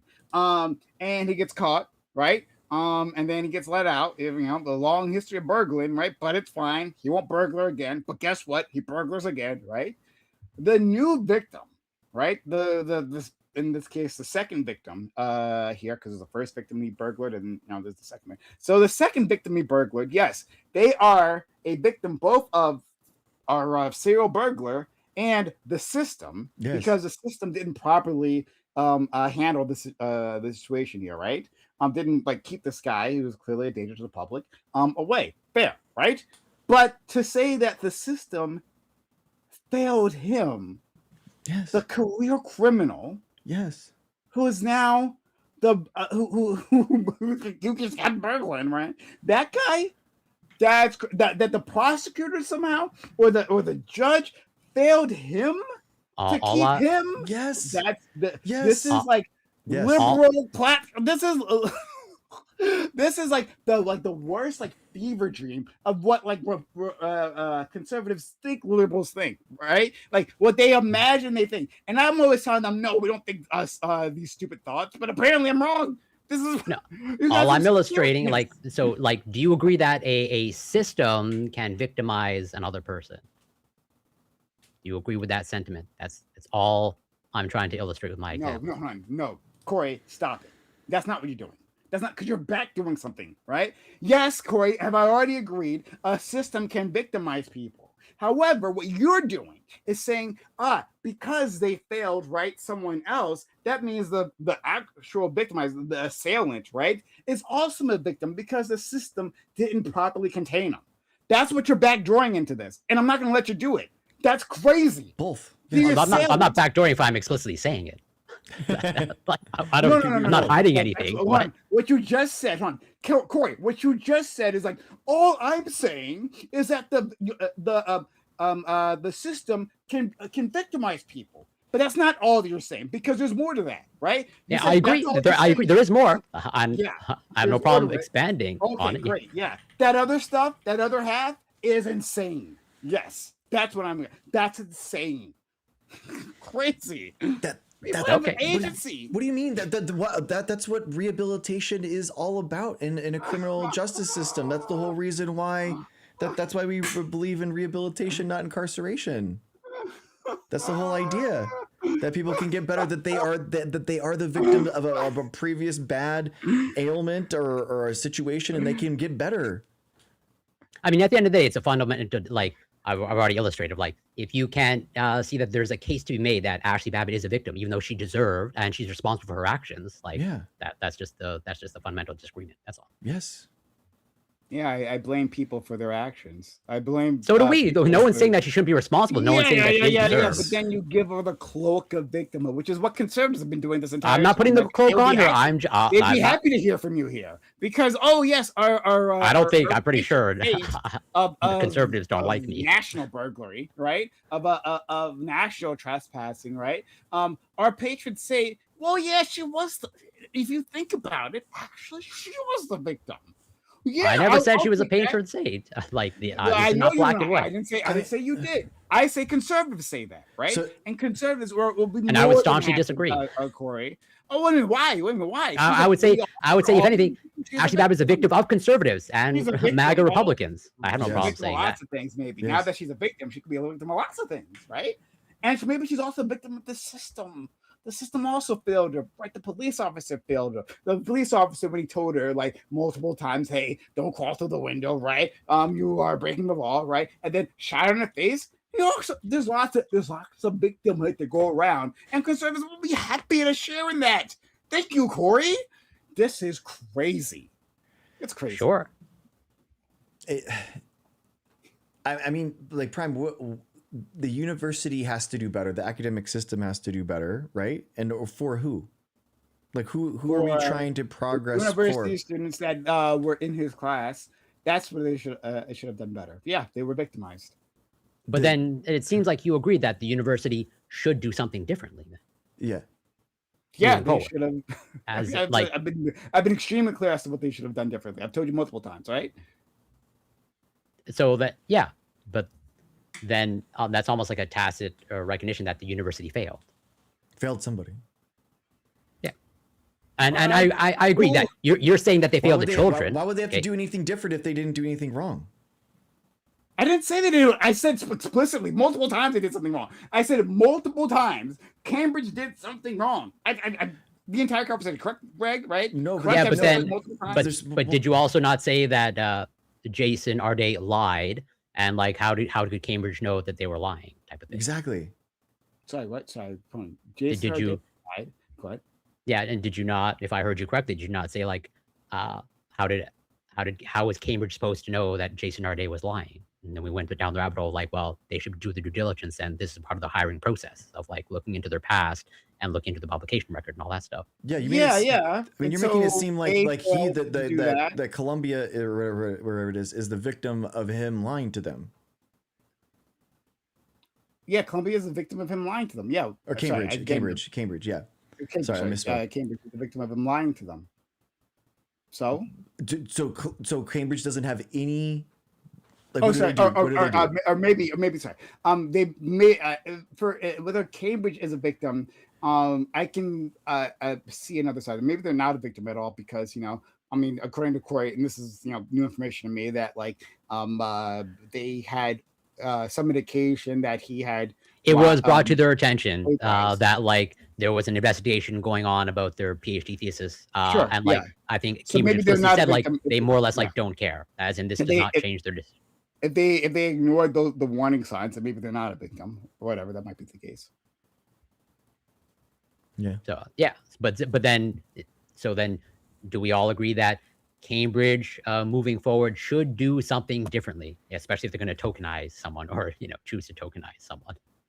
There's no reason for me to answer this because, of course, I've answered this many times already. You already know that, right? So why are you asking me to answer this again? I don't know that I explicitly asked the question, but Cambridge failed. Cambridge failed. I've said it from the very start of this. Cambridge failed. Failed. Something, whatever they did, don't do that again. But then why did you? If I remember correctly, you laughed when me and Greg pointed out that Cambridge should be embarrassed. Did you not laugh at that? No, I agreed that they should be embarrassed. I said before multiple Whoa, times. wait, am I misremembering that you did not laugh when we? I might have been laughing at something else, some other nonsense you were saying. Whoa, no. Not that Cambridge should be embarrassed. Cambridge should be embarrassed, absolutely, right? Well, but okay. not because I need to like. Am I misremembering or like I don't know? Great. No, you're not. Yes, you are, Corey. Okay. Maybe you just misunderstood what I was laughing because I was laughing a lot. You guys said a lot of stupid things. No. I think both Greg and I said that Cambridge should be embarrassed, and I remember you bursting out laughing. Like, well, sorry. I don't know what nonsense I was laughing at that particular moment, but I will say to clear it up, right? If I find the clip, laughing at the thought that I'm Cambridge gonna should be find the embarrassed, right? I'm laughing at all the other dumb shit you've been saying, but like not that part. Cambridge should be embarrassed. I agree. Cambridge should be embarrassed. I agree. Oh, then okay. I'm going to check, but I see you. Go ahead. No, I might have laughed at something, but I don't know why. No, I'm pretty sure you explicitly laughed when both I'm me saying and I might have laughed at it. No, I get that, but like I don't. But like you don't know my head why I'm laughing, right? Especially since you don't recognize the things that you're saying are stupid, and so like you're not going to figure that out. So like like I might have laughed at that. That's fair, right? You might have find, but I don't know why. But if when you go back, you'll also find me saying specifically, this is a huge embarrassment for Cambridge. I've said that out my own mouth. How about his PhD professor? Do you think his PhD professor should be embarrassed too? I would feel awful if I was his PhD professor. Like that's lots of that for me is like where the gate that's where really like the gate kept should have like he should have never graduated with a PhD. Like undergrad I can see you getting away with it, but never graduating with the PhD with anything like that. Not the victim, but clearly he's not the victim. Yeah, I mean, well, he But according to you, that's our disagreement. You guys have failed to provide any good reasoning. I don't think you provide good reasoning either. Corey, come on, cope, right? And everyone watching here, you all know it, right? You see the cope. Absolutely. What the hell, right? I've knocked down all your arguments. This is crazy. This is some copium. I mean, if you can keep huffing it if you want, but like, there's not nonsense happening here. It's tough. I mean, there's just been a lot of like the honestly the Alzheimer's research. That was probably the biggest academic dishonesty story of our lifetimes. I mean, we had like 20 years of research just blatantly, they copied and pasted parts of graphs and figures and just put them where they wanted them to be, and just completely fabricated figures. And Yeah, like, and for huge academic fraud. So, like way worse than lifting paragraphs and like so, putting words in there. so, No, but I'm saying that there should have been. I can't believe that there wasn't more of stories like this where people like for took their life for a or something like that. well-connected white man, I can believe it. I can absolutely believe it. It happens all the time. Whatever. So, Nothing like Donald this. Trump is Nothing like president. this. I So, mean, nothing like this. I mean, I nothing like this has ever happened. I hope we had nothing like this like has it's happened. bad, but like I mean, In academia. Jason's still not the victim. According to you, that's Yeah. a fundamental disagreement. Like I Yeah. already highlighted with the Ashley Babbitt You example. can't prove otherwise. Okay.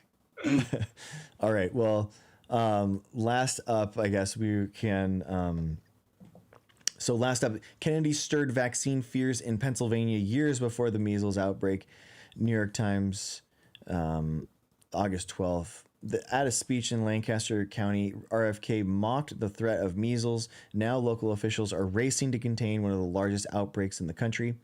Pressed recently on whether he might accept responsibility for the resurgence of measles in the country, RFK Jr. fended off any suggestion that his history of promoting vaccine skepticism might be part to blame. The groups facing these outbreaks were, quote, almost all religious communities that just don't vaccinate, end quote, he told CNN's Dana Bash. It's hard to blame that on me, but end quote. But what Mr. Kennedy failed to acknowledge is his own role and the role of the Children's Health Alliance, the anti-vaccine group he once led in stirring distrust in those very communities. That includes Lancaster County, Pennsylvania, which is now at the center of one of the largest measles outbreaks in the country. The state has reported dozens of hospitalizations and more than 230 cases, a number some local doctors consider to be a vast underestimate, given that the local Mennonite and Amish communities tend to avoid traditional health care. So basically, 5 years ago, he was talking about and giving speeches and delivered a warning to local Amish community about the nation's health agencies, that how dangerous these things are, guys. Yeah, and not to resurrect the argument, but Yeah. all of these individuals with measles, okay, and these Amish or certain segments of the Amish and Mennonite communities, who are they a victim of, right? Are they a victim of RFK Jr. And all that stuff, or Exactly. are they a victim of our institutions or our failing institutions? Are they a victim of just the parents and poor parenting, or all of the above? I don't know, but I think there's multiple levels there. Exactly. But I would say, a huge portion of the responsibility is placed on RFK Jr. and what they do. Absolutely. Yeah, I agree. I mean, I think that they are victims of like the fact that we even allow them to be we even allow religious exemptions and stuff like that. I think that is that's awful. I mean, that's one of the problems that we have. When we have states that have actual regulation, then we don't see these type of things, and it's disgusting. I mean, he repeatedly for decades now, led one of the biggest anti-vaccine groups, talked about this stuff, and I saw. What was the senator, the physician that was on the chair, the Senate, Cassidy, I think Bill Cassidy. Yeah, Bill Cassidy. He was like, Sure. he was interviewed and they were like, he was like, how was I supposed to know that RFK was going to lie to me about vaccines? Like, oh my God, dude, this guy is just, Yeah, that's give me a true. break. That person should have agency, ideally. Exactly. It's hard for me to see who he's a victim of. Nobody. He is an idiot that deserves full responsibility. Right. Exactly. But then, is the responsibility only on the parents that choose not to vaccinate their children, or or all the people in these communities not vaccinating themselves, or can we go backwards, or can there be a cycle of victimhood? But yeah, I don't know. Yeah, go ahead. I was just gonna say the percentage that it dropped wasn't that much. It's pretty wild. I mean, so herd immunity for measles is 95% because it's the most infectious disease that we have ever seen, and as humans. So I think it was like 90. Oh man, I'm missing it. I think it's at 88% now. Yeah, I think it's like 88, 89%. That's the Yeah, number that seems to be in my brain. 94 in 2019 to 88 percent of kindergartners in 2025. Which is like that's all it takes. I'm sure for some other infectious disease outside of measles, that would be enough for herd immunity, but yeah, not for measles. Just because, as you mentioned, the high infectiousness is just, you need that high threshold. Um, but yeah, like, I don't know how you solve this problem other than, and like, at what point, or can we now say, although we probably have said this for a while, but like, does RFK Jr. have blood on his hands, type of thing? I think so, for sure. I mean, Samoa for here, all these other things. I mean, he has, yeah, he's pushing this stuff without any data, any studies to back what he's saying. And then he went on CNN and he was like, yeah, we're gonna study it now. And it's like, bro, you've poisoned the well on this for so long. Like now he's gonna come out with the study. Like it's just, oh my god. In addition to, I think Trump had that executive order of like, whatever, we're going to spread out the dosing schedule for the vaccines now. And then also like, they're still pushing this rhetoric of like, we're going to solve, or going to answer the question of what causes autism, even though they were supposed to answer that, or they presumably answered that like whatever back in September of like last year, right? The whole Tylenol thing that seems to have been brushed under the rug, where they had a whole press conference, declaring Tylenol, and then Trump repeating over and over, "Do not take Tylenol," especially if you're pregnant. But then that seems to be forgotten in the public consciousness, and like they seem to have lost no credibility. As in, like, how are we going to say now that you're going to answer the question of what causes autism when you presumably answered that a year ago? I don't know. It's interesting, or let's say frustrating. Yeah, dude, it's such a small percentage, and it is the religious and personal exemptions. That's why. I mean, like, just allowing that to happen and giving people the choice allows them to make the wrong choice. I don't know what else to say. They're burdened with this decision, and not all of them are going to make the right one, and it's just, I don't know. When you ask, do you want this? Do you want this? Are you sure you want this? They're going to say no eventually. That's why they wanted to break up the amount. They want to make it arduous. They want to make it hard to do. They want to make it a pain in the butt. So you're not going to all the pediatrician appointments, and like that's what they want. Yeah, who wants like, well, again, I don't know exactly how convenient it is to get an appointment for a vaccine in the United States. Let's say it's somewhat convenient here, but at the end of the day, it's still like a trip to either like the pharmacy or the doctor. That's time out of your day. Who wants to have like whatever, this extended dosing schedule? Like, it doesn't make any, like, if you can reduce the amount of shots or like get it done in a shorter amount of window, like, why wouldn't anybody want that? And also, like, doesn't this well, I don't know if the vaccines, if they're, let's say, covered by insurance or how freely accessible they are, but doesn't this, like, spreading it out in more doses just result in just increased cost to the consumer? Yeah. Presumably. Also, time, right? Like, Mhm.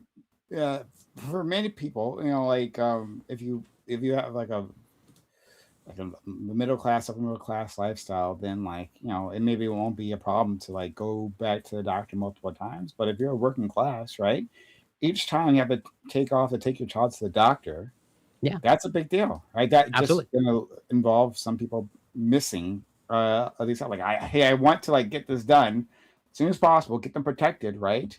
But like, if I gotta go multiple times, I don't know, like, give me the most important ones, and Exactly. hopefully I can come back for the rest.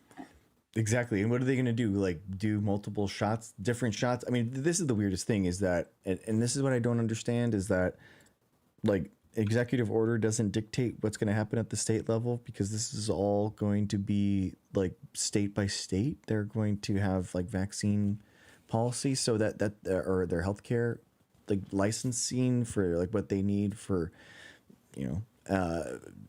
and I don't like we don't even have the single shots for MMR in the United States. It's not even here. So like they're gonna import it from other countries. It's just very weird. It just doesn't make any sense to me whatsoever. So it feels like this is just like a PR stunt kind of thing. It's just something to kind of say that we did it and we tried, didn't work Yeah, out. absolutely. It is what it is, and they're trying to kind of get these votes or something, but I don't think it's going to change much. I don't know. That's just that's No, how I feel. I agree. At least from my understanding, although you almost certainly have a better understanding than I do of how the United States works, where it seems like this is largely like unless like the CDC actually revises things or things change at the state level, this executive order has like no teeth to it, like whatsoever. Um, and so it's and also I don't know how much uh, you watched of the press conference. I only saw a few clips, but like there were some points. It almost seems like no surprise Donald Trump had no understanding of vaccines whatsoever. Like to the point of like he was saying like massive syringes for the leaders of solution are being injected into like small children. Why not? I know I think what even is using this. It is wild to me how we allow and we've just it is commonplace that we know the president of the United States can just say something so wildly inaccurate and everyone knows that he's lying. It's just like it's an emperor's has no clothes moment where you're just like everyone knows that this guy is lying. Like this is insane. But since he's established this track record of embellishment, or he's Trump just bloviates, that's just like baked in now to how I guess MAGA analyzes him. Like, oh, he's just exaggerating, so we don't have to take it seriously. He obviously knows that the shots aren't these massive 1 liter syringes being injected to a tiny child, uh, where it. But yeah, but people should take him seriously. Uh, and he should lose credibility when he says ridiculous things, but Mm-hmm. he doesn't. Since I guess to his credit, not that I want to give him credit, like he laid the foundation for this behavior, just like him saying whatever. And since he's established his pattern, like people just like brushed off. Like he is graded on different standard for whatever reason. And this, Exactly. I don't think this would have flown like 20 years ago. Yeah. Yeah, I don't know. Other than like I hope this doesn't stick. I hope this doesn't stick in our thing where we just watch this number go down, and I don't understand what it would be in order to make it go the other way. It is only Republicans, so we basically have to get Republicans off the precipice and like have actually take it seriously. That's what it. Yeah. And well, I think I've asked this before, but should it not be pretty soon that the status that the United States has eradicated measles should be revoked? Like Oh yeah, I mean pretty it's soon. if it's any week, if not like already. I mean it's active cases for a year, and we've had like Texas going for a while, so it's definitely, yeah, it's definitely. And I'm curious if that's going to be seen as a loss by MAGA Republicans. I imagine not. Uh, they might prop it up as like a bonus point, of like, oh, this is great. I don't know. I think he's failing the whole Maha thing, right? And I think that they're failing, and he's trying to get them back. That's the only thing I can think of. Drum up support from these guys. His numbers are so bad. It, it just blows my mind that there's no response from the CDC and the HHS about outgrowing ongoing outbreaks in the country. Like that's what blows my mind. Like how of all they should be having news conferences about how they are, doing pop up measles, mumps, rubella shots in these counties. That's how you actually stop it. And I read a report that's what Canada was doing in response to their rural communities being under vaccinated. They were just doing pop up clinics, and I know in the Carolinas they were doing that too. Yeah, I remember reading that as well. Yeah. Although, if I remember correctly, it was like to mixed success. Or they Dude, based off an article I read, they were not the individuals running those pop-up clinics are like almost like vans driving around. It seems like they were not getting much traction. I think you have to do whatever you can at that point, you know. Yeah, I'm not saying it's bad. I'm just saying that. Well, I'm just saying it's disheartening that Yeah. it seems like they're putting in an actual effort in Carolina, and it seems like the people are not responding to it, unfortunately. And obviously, it should not get to the point of like actually forcing the shot, but like what do you do at that point? Or that's a hard question to answer. But yeah, to your point, in terms of like the lack of CDC response, wasn't the CDC director now confirmed by the Senate? And you actually now officially have a CDC director? We do. It's just haven't seen anything from her yet. Does she not have anything to say about that executive order? Yeah. I guess not. Yeah. I'm checking to see if she's had like anything. I mean, it just happened a couple days ago, so I guess. Yeah, she's probably too new to be able to say something. And I guess, she doesn't want to rock the boat in her first week. But still, I'm curious how much longer they can toe the party line and not speak up. But I don't have high hopes.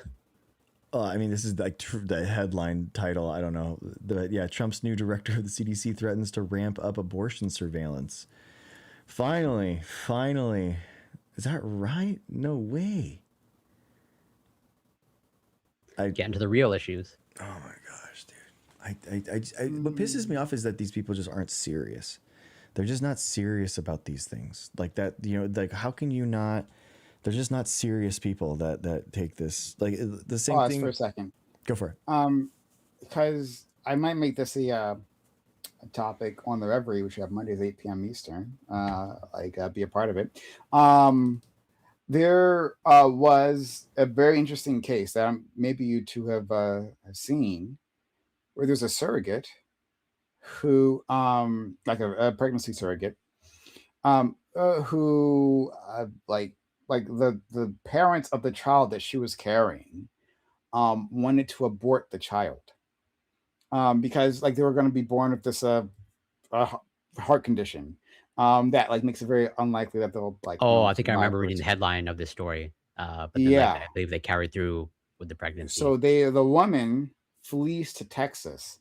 In Texas, they have anti-abortion laws, and so she was able to give birth in Texas. And then the next step is she wanted to actually take custody of the child and raise it herself. But so far, she has been unsuccessful in that. The judge, allowed her, the parents. And just to clarify, I don't know if you know, as in like a true surrogate in terms of like they were just, not to be crude, the incubator for the sperm and egg, or the fertilized egg.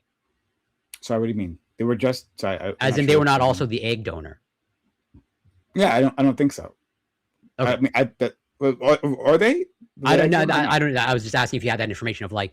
You're asking me if I have that information. Yeah, I don't have the information. Okay, fair enough. Yeah. Yeah. I should look into that because it'd be interesting. Of like, does the claim change if they're the egg donor as opposed to the fertilized egg is totally not there? I found it on. This is AI news, so we'll have to see. A high-profile legal and medical battle centers on the surrogate McKenna West, who gave birth in Texas in August 2026 to a baby diagnosed in utero with hypoplastic left heart syndrome. After a 20-week scan revealed the severe heart defect, the intended California parents requested an abortion, but West refused, traveled to Texas, and sought court intervention to ensure the baby received life-saving medical care. Wow. Yeah. And so the baby's alive now and doing well or whatever, right? And my understanding is it's in the custody of the genetic parents. So anyway, case, I think it's a fascinating court case. Like who should take precedence in this situation, right? Like, okay, the parents say they want to abort the child. Oh my god, this is a really good topic. I'm definitely gonna make this a topic of reverie because there's so many implications. This has so many implications that are like for abortion rights. and against abortion rights in like the weirdest ways. If you like think about this and like draw out to this logical conclusion, this screws over both sides, right? In some interesting ways. Because like, okay, for the pro-abortion side, you're like, well, a woman should have control of her own body, right? This woman has signed a contract and consented to being the donor, right? Sorry, no, the donor, surrogate, excuse me. The surrogate. So should she be able to control her own body in terms of an abortion, right? And like if the parents wanted to keep the child, right, and then abort, that's one thing. What if she wanted just to abort? Because there was a case about this. I think I made a referee topic actually a long time ago, which was another wild case in surrogacy, where it was a rich woman and she like hired a woman for surrogacy, but like the woman, like if she had given birth, like it would have like endangered her life, and it was a crazy situation. Anyway, that rich woman like is insane and used the power, her rich her resources to like destroy this other woman's life, the surrogate mother's life, even though she was like trying to protect herself. She didn't want to die. And surrogacy puts people in weird situations. But anyway, yeah, so like shouldn't she have the power to in this case abort or not abort, right? Should we be able to force that onto a woman? But also, right, hey, should the parents like have to go through with this whole birth when they are going to be the ones who have to deal with like the costs, right? Like because I was looking through the comment section of the video I was watching, and apparently like there's a small percentage of people who like live, but like they have to get like open heart surgeries, like multiple open heart surgeries to survive this thing. And like if like who bears the cost of that? I mean, you didn't do the thing that we asked you to. But then also this brings up like the interesting idea of like men's rights, right? Because right now we have both parents, genetic parents, on board with the abortion, but men's rights activists have been talking about this all the time. Hey, I don't want you to have this kid, right? Like we get a woman pregnant, and like I don't want to have the kid, but you're saying I have to pay for this kid that you want to have, even though I asked you to terminate the pregnancy. Why shouldn't I be able to give up my parental rights then? Right? Why am I looked at as a deadbeat when I'm saying I don't want to have the kid, and we have plenty of time to like abort the child? So like I don't know, that comes in this like case is like insane. It's insane. Anyway, what are your thoughts? No, I'm like going off. No, it's complex. So let's say for me, the primary analysis is like for the surrogate, the contract. Real quick, as in like the surrogacy contract stated that the intended parents had the right to choose to terminate the pregnancy in the event of a severe fetal anomaly.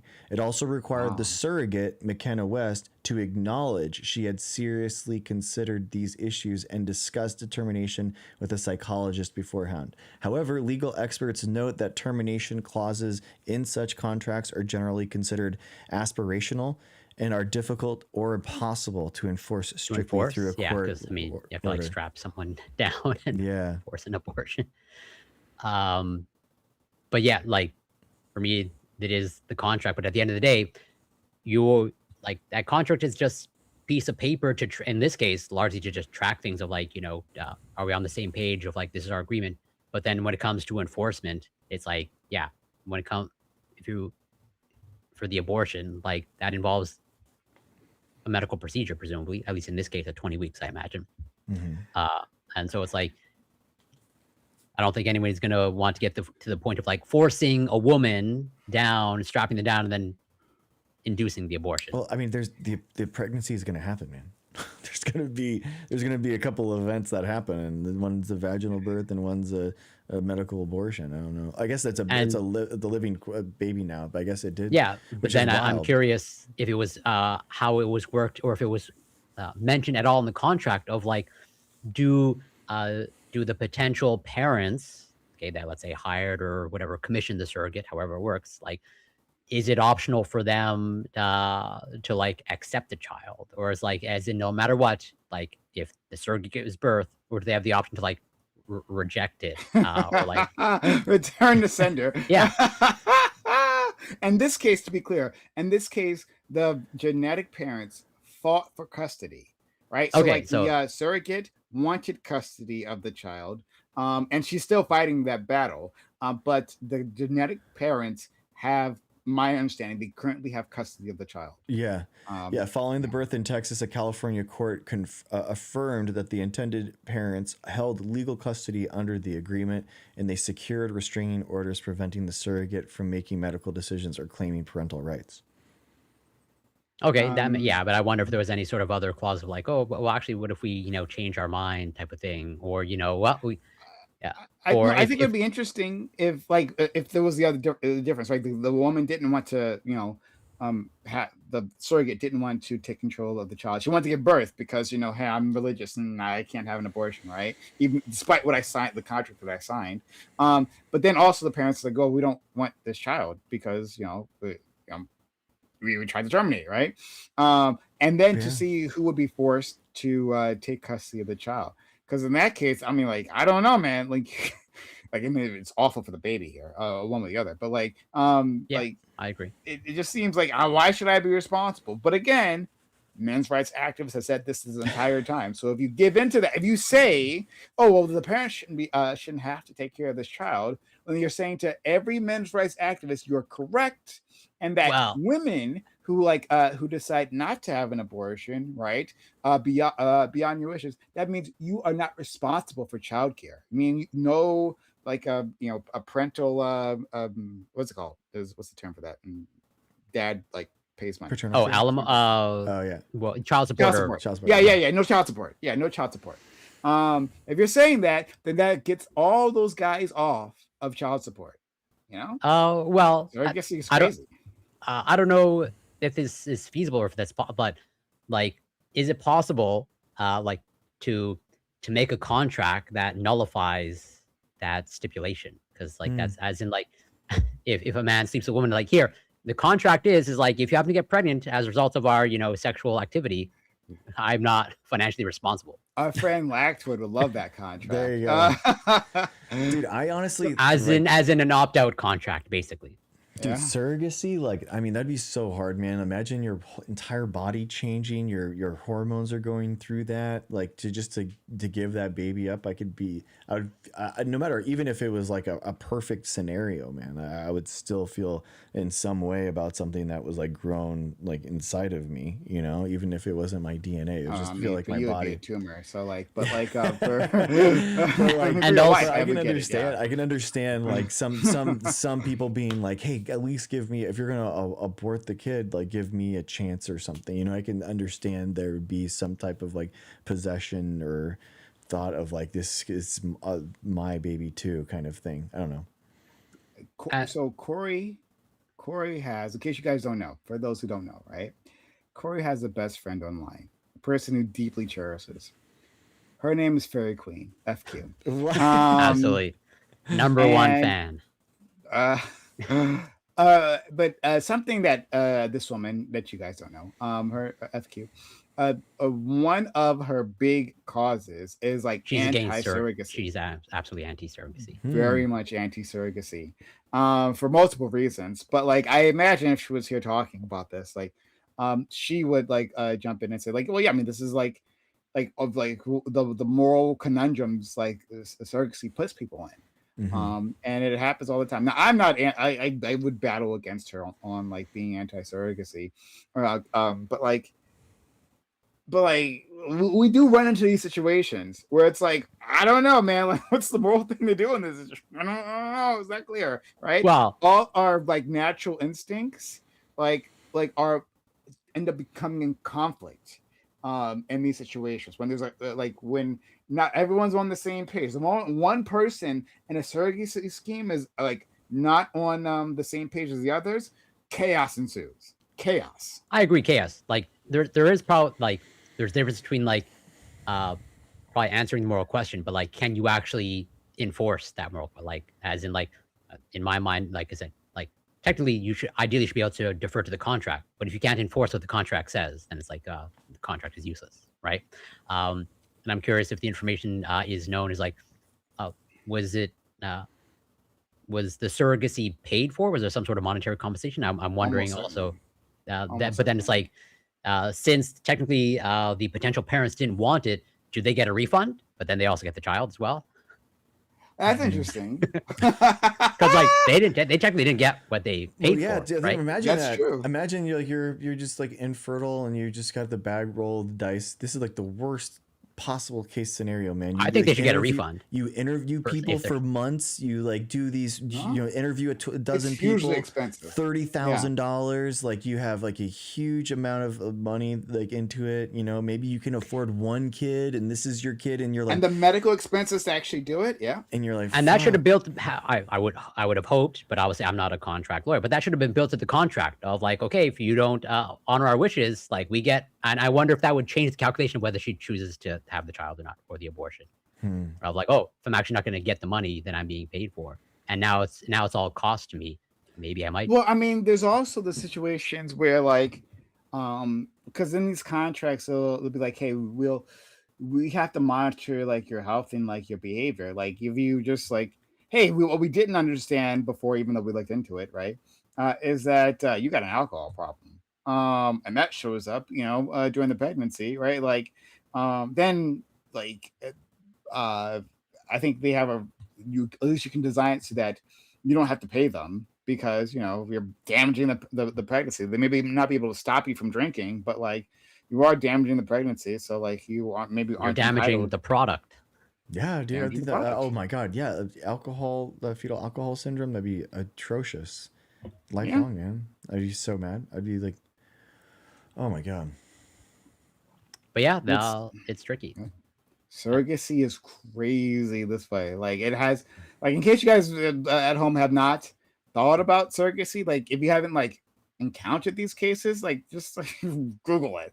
You will find the most wildest cases, and like they're like um I want to say like tongue twisters, but not tongue twisters, like mind twisters. I don't know, moral twisters, like moral conundrums. I guess is where I want to say, like the big moral conundrums as to like what is the right thing to do. Like we don't have, in terms of the laws, right? Very few states Hmm. have like most any laws like uh to regulate surrogacy, and even then the laws are just a little and even then, are scattershot. those laws enforceable? Like, if you were to craft laws, with I don't know what they would look like, right? Again, like going with the abortion thing, are you going to like craft a law of like, oh, if you're not honoring the surrogacy contract, we're going to strap you down and you're going to have that abortion? I mean, yeah, there's only so much they can do. Like I'm saying, surrogacy, like it's a dice roll in so many ways. It's so many ways it's a dice roll. That like if it comes together, great. Then you have a beautiful child, and then the other person gets remunerated for carrying the baby. Then everyone walks away happy. If it doesn't, if anyone is off base, right? As anyone has a different opinion at some point in time, utter chaos ensues. It happens. I mean, more often than you think. Yeah. We're close. We're close to we're actually not close at all to in vitro baby making. The artificial incubator, I don't Yeah. think. No, there's no way, No. man. Uh, It's just too hard. The placenta's too hard. It can't crack that code. Evolution solved a problem that I don't think we're close to solving. Because of viruses. I was studying this. Because of my evolution debates recently, and there's a gene that is integral to the existence of the placenta, and it's from a virus. And basically, Interesting. there's multiple insertions into mammalian evolutionary history on like the placental gene. That's viral genes, and some of them have more, and it's different types of proteins, and yeah, it's really interesting. Just and I understand if you don't know because you didn't look too heavily into it, as in when you say a viral gene, as in uh, an actual viral gene, or through, whatever, uh, horizontal gene transfer, a gene hitched a ride in a virus and we happen to get it. That's a good question. I don't know. Yeah, that's right. I think it might be an ERV, but I'm not 100% sure. That's what I Sure. would guess. That would endogenous retrovirus, but I'm not 100% sure. Sure. But anyway, man, guys, let's yeah, like, oh, man, interesting. But I get we are all victims of the oppression of the clock, the prime. As We're all victims of time. That is true. that is true. I don't think anybody's going to dispute that. And we have the agency to decide that we need to let you guys go to bed early or on time. It's 2 a.m. not early, but anyway, thank you guys for coming on. I do want to do your outros or any last words or whatever you want to say. Yeah, go for it, Prime. I'll defer to you. Okay. In all things. Thank you. Like this was a fun conversation. And I appreciate everyone for being good sports about it all. Come find me on my channel at Twitch, YouTube, and Kick. Yeah, TikTok. thank you. Find me at Prime Kai, PRIMECAYS. We're probably going to have that surrogate debate this Monday, 8 p.m. Eastern. So come and watch that. We'll have a full panel. I want to hear Scott's take on that. As long as I can buy, I want to be able to buy the baby. Poundage. What's the baby weight? Yeah, this is such an interesting case. It's like when I saw this, it's like, wow, I didn't know what to do with this thing. But anyway, yeah. So if that interests you, and it should, because it's going to be pretty exciting. Right, we'll have people from across the political spectrum talking about it. Consider following me at those channels and checking out. So thanks again to my illustrious partners here. And yeah, as always, great conversation. And as always, looking forward to next week. You can find me on Twitch, Corey Campbell 84, Twitter, X, YouTube, Instagram, Substack. It's Corey Campbell. And on the topic of academic misconduct, not that I'm accusing explicitly anybody of academic misconduct, but I am publishing an article on Monday about someone who has both an MD and a PhD, and I read their entire thesis, and their entire thesis is garbage. And I'm doing a full workup that's going to be published on Monday. And it's surprising that passed. And that not only did that pass, also in the topic of Cambridge. UK, I was going to say. This is from the sister university, Oxford. Yes, they got their PhD from Oxford. They wrote their thesis. And I don't know if I shared this to you when we spoke, Greg, but also just so you're aware, the vast majority of their thesis, as you know, your typical like thesis layout is like, at least, whatever, 3 chapters and, whatever, 3, let's say, contributions to the field, novel contributions to the field. The vast majority of their thesis is a literature review. And even of the 2 experiments that they ran, I would say like really garbage experiments or like nothing fancy or special. But all that to say is that's what I'm publishing on Substack on Monday. This is like goes back to my point previously. Like, yeah, like this happens. There's like a lot of dissertations that go by, right? And this just, it just happens. There's a lot of them where a lot of nonsense. What Corey's saying sounds pretty egregious. I don't know the case. And they are now a high-profile influencer. They have 1 million subscribers on YouTube. Yeah. So like, these things go by. There's a lot of this. So like that seems particularly egregious, but like there's a lot of like less egregious stuff, but like still would be technically against the rules. Where do you draw the line? Whose life do you ruin necessarily by like stopping them? I don't know. Maybe this guy certainly, but like for others, like it just happens a lot. Yeah, I'll leave it there. Yeah. And I'm an idiot and wrote mine all by myself. And actually did write it. You should see how many typos. Like on one of their cover pages, like chapter 6, they misspell research. Yeah. I'm not joking. It's spelled the research. So Yeah, maybe yeah, that's what and they they're. refer to their academic institution as a collage, Yeah, instead of maybe it's Shakespearean. Maybe this is the But start. they can say it on their CV. They have their PhD from Oxford and they got their MD from Harvard. It's so embarrassing. See, that's the thing is that like they're yeah. Mhm.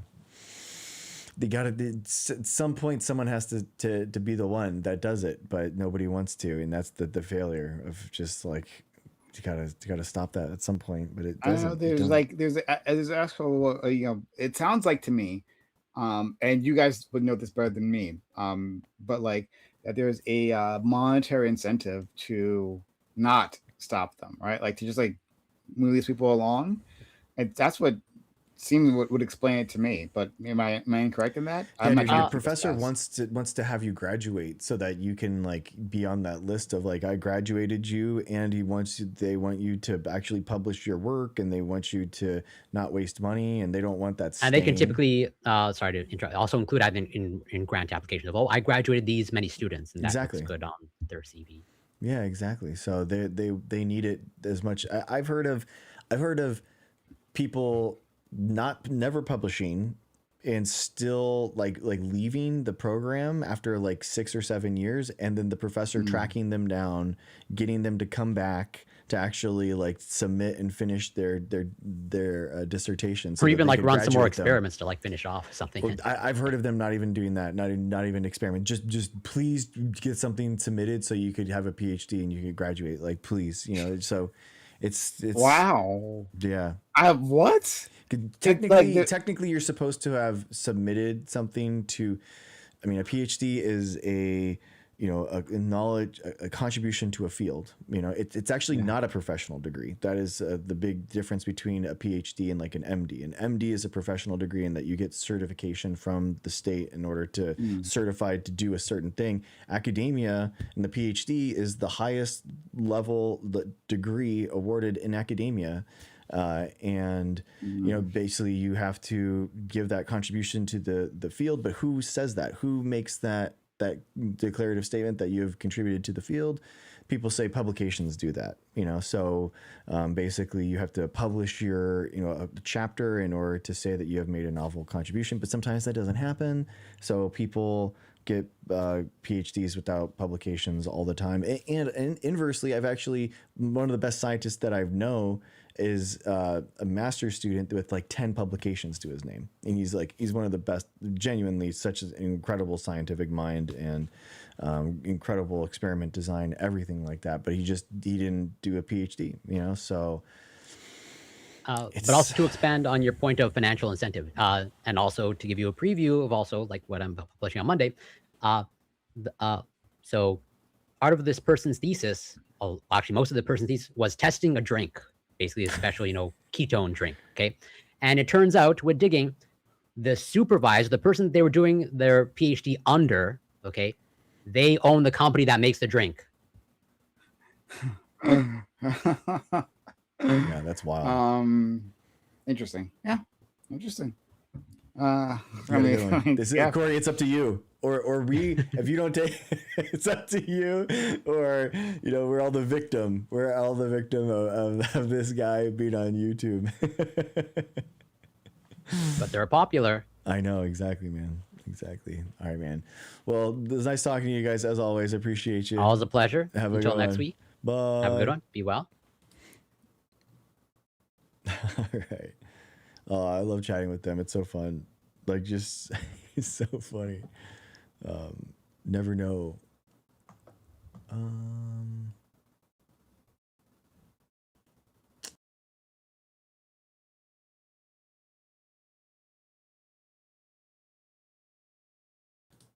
Oh, that's what I should do.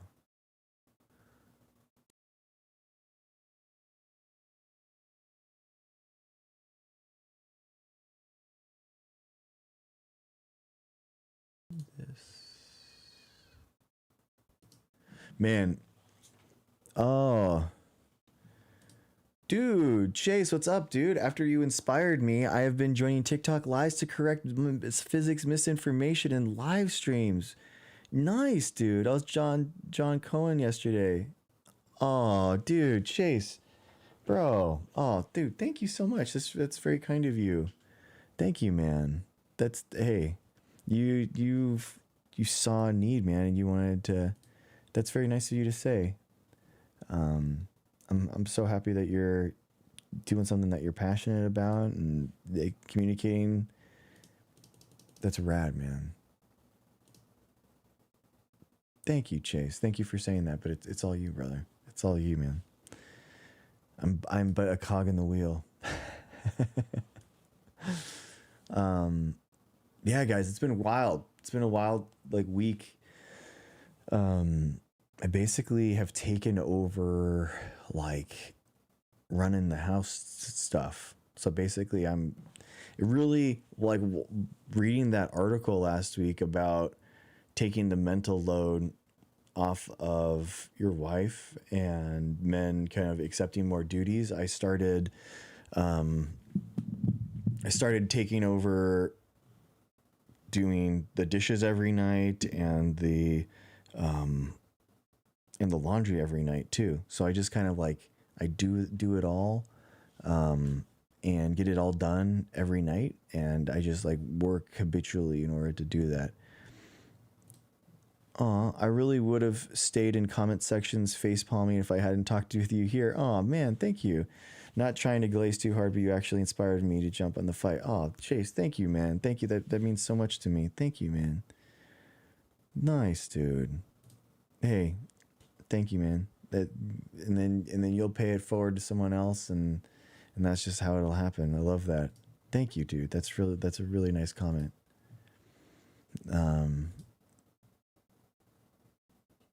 I should hire you. Yeah, it's just like but the crazy thing is guys, I've developed, okay, what I use AI a lot for like running the nonprofit and running like business stuff and my YouTube channel and all that kind of stuff. And basically I made an AI agent that can help me with running the house. So it's like running all of the finances and the meal prepping and the dinners. And I tell them we have like the 4 kids, 5 kids. I have 5 mouths to feed plus me. And yeah, does it do the laundry? That's the thing, Michelle. I'm trying to get it done. I want it to automate as much stuff outside of what it can touch, you know? 1 mom and 5 kids. Yeah, exactly. So, yeah. But yeah, it's been a trip. It's been a trip. Laundry is my favorite chore. I've started doing laundry every night just so because like we were doing it before where like a full day would just be laundry day, you know, and it's just too much, man. There's just too much like laundry between this many people. So I just do like a load of laundry every night and then just kind of go through. And it's so much, what I found is that like doing this stuff every night just makes it like so easy. It's like lazy cleaning. It really is, because you're only like cleaning a handful of dishes or something, you know what I mean? So it's so easy, like unloading the dishwasher when it's just a couple dishes. It feels lazy, and I love that. I feel like it feels lazy to clean all the time. So I'm like honing in on that. Instead of it being like, oh man, I have to clean all the time, this is a bunch of work. I'm always laughing at myself going, that was so easy to keep it clean because I cleaned it yesterday too. So I'm just like trying to frame shift. Dr. Joe, what's up, brother? Nice to see you, man. So I'm trying to shift my weight. I'm trying to shift my frame and trying to become just like stay-at-home dad mode. I'm obviously applying to as many jobs as I can, but just kind of taking over the entire household stuff. Well, that's the thing. 5 minute. I mean, you know, but doing it when I don't know. I mean, I know. Yeah. We know. Hello? Hi. Yeah, Kate. I bet, man. Hold on one Apology. moment. I can't hear you. What's up? Okay, there we go. Now I can hear you. How you doing? Hi, good. Well, that's good. I'm very proud of you that you've discovered things about housekeeping. Yeah, I mean, I always did the Yeah. dishes. That was like my thing. My wife did like the cooking, and then because she genuinely likes it, and but I always did the dishes. But it's really just kind of taking over everything else, like the meal prepping, the bulk cooking, that kind of stuff. And we had a canner from the pandemic, and I'm basically going to be using that to make meal prep in the future. So it's gonna be sweet. Basically, you can store food at room temperature, guys, without having to pay for a freezer. Canning is incredible. Uh-huh. It is cool. I'll think about that. The canner is really cool. Yeah, with that many people, like in order to meal prep for an entire week, it's a lot of meals. So you either have to get like a chest freezer or you just get a canner. It's way cheaper with the canner. Yeah, a lot of tomatoes, tomato paste, but then also like Indian food is really good. So like beans, lentils, pickling stuff, all that kind of stuff. It's really cool. Yeah, I can see that. You can tell I'm really like I'm not a camper. Mm-hmm. I'm not what do they call them? The preppers, the doomsday prepper people. I'm not a prepper. No. No, there's a family or well, at least a married couple like on YouTube and they have a folder Mm-hmm. of sauces, Oh, nice. of dried like sauces. Mm-hmm. And so they've gotten very excited now that people are like, "Oh, that's interesting," because they go camping. So Mm-hmm. there's Alfredo and basic spaghetti, and there's a couple of like masala type things Mm-hmm. happening Chicken there, masala. and Mm-hmm. they're all in the Trapper Keeper. And they're like, this is the best thing that we've ever done. It's amazing. And I'm like, you know what? It looks like a really big piece of fruit leather.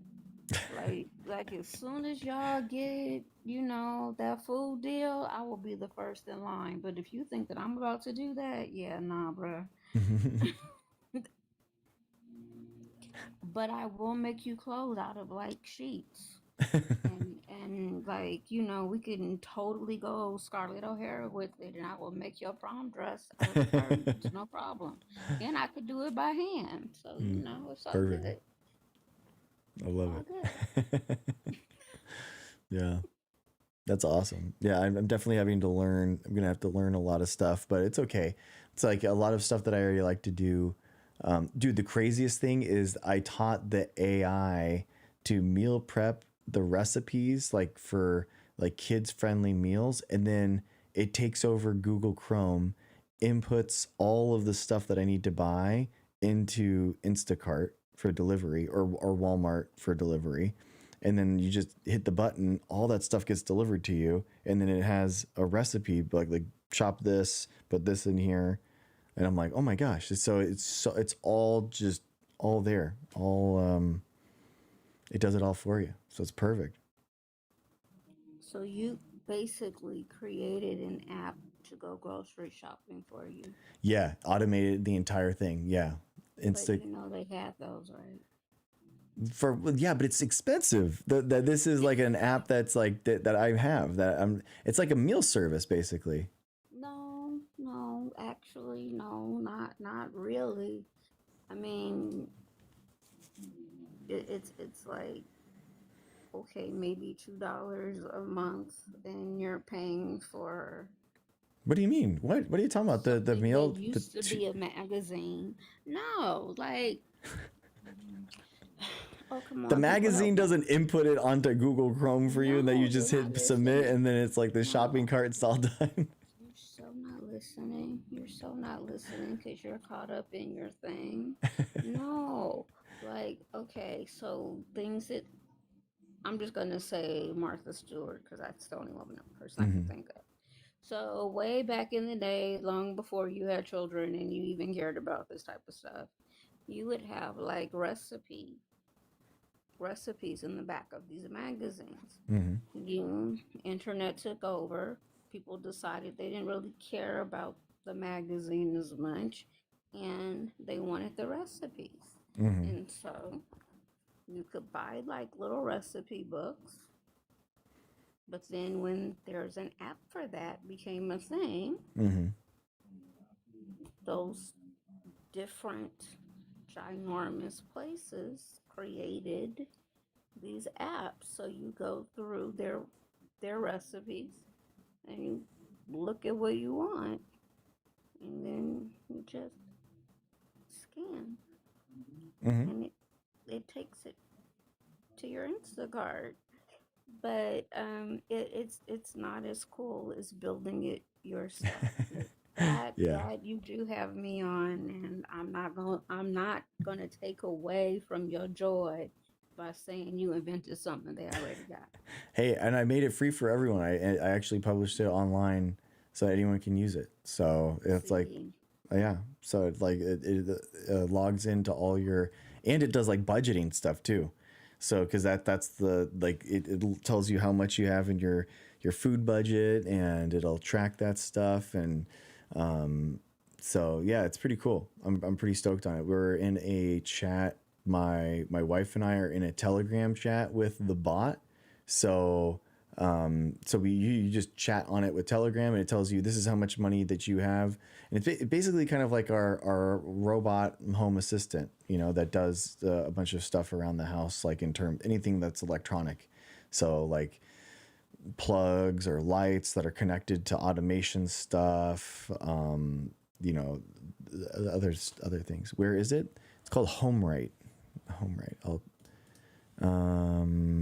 Here, let's see it. GitHub. so cute. Yeah. Yeah, it's pretty cool. I'm stoked on it. Hopefully, I'm hoping that honestly it takes off, in the fact that people kind of like use it to develop it. So if there is a really cool software package called Home Assistant, and it's open source, and because it's open source, everyone develops for it. So that's why all this home automation stuff is all connected to one another, and that's the goal. I'm trying to make it open so that people can use it, and then hopefully people that are using it, more people use it, more people develop for it, which is, yeah. So we'll see. We'll see. Okay, so like in my neighborhood, even though I don't really live there anymore and I don't really know those people, Mm-hmm. it did not sell right. Um, but no, they have, like neighborhood chat log thingy mahoogies. Okay. Mm-hmm. Like at least 3 times a week, somebody is like, no, the little black and white dog belongs to a neighbor. Just like keep her in your yard. And they're talking about my sister's horrible pit bull Oh, geez. that keeps getting out. But she doesn't know she's small. Mm-hmm. Like she thinks she's a real pit bull. And it's like, you're not. You're very tiny and you're very pretty. Like she's a pretty bitch, and like, why are you trying to fight people? Go do something. But they also, which I just found out, I guess when someone buys too much of something, Mm-hmm. or someone has something that they want to give away, then they put it out in the on the neighborhood account, and it'll be like, hey guys, I thought I ordered 1 pound of sugar, instead it was 10. Yeah. Uh, anybody need sugar or I don't know, do you have something? And so they like trade, and it's very it I have to admit, I do. I like it a lot. It's cute, and the fact that it kind of started on accident appeals to me. That's cool. Yeah, because it like forces you to know your neighbors. Mm-hmm. And then apparently, like they had a little meetup in front of my house. Of course, I wasn't home. Um, all their kids. Mm-hmm. Apparently, now we are a neighborhood of children again, which is makes sense because when there's three cul-de-sacs, Mm. yeah, That's three awesome. cul-de-sacs that meet on, kind of at one point, it would make sense that you have a lot of kids, right? Mm-hmm. When we moved there, we had like little kids and a bunch of really old people. I mean, old, like 90 old. Oh And then wow. they passed away. And and now the children have grown up, and now we have new little people. So New I wave. get it. But I have a question with your whole, you know, uh housekeeping hookup Mm-hmm. thing. So I have another friend on here, and he had, I think he said he had like a car accident many years ago, Okay. and he was forced to stay home. And he has three kids. You have four, right? Mm-hmm. Okay. Okay. And basically, he was just floored. He was like, "Oh my God, this is what my wife deals with like all day, Yeah. the whole day. Are you serious right now?" Mm-hmm. Like, his 2 year old was doing whatever. The 7 year old was like bothering the 10 year old. The 10 year old's trying to like, tell him what to do, take care of dad, help mom take care of dad. He's like, it was never quiet. They were always screaming. Nothing was ever put away. And like, I mean, like he was like mind blown. And he went to his wife and he was like, first and foremost, I'm so sorry. I, oh God, I am so sorry because I really thought I was doing my job. I really did. I thought I'd get up at 5. I drop Mm-hmm. the kids off sometimes. You know, Yeah.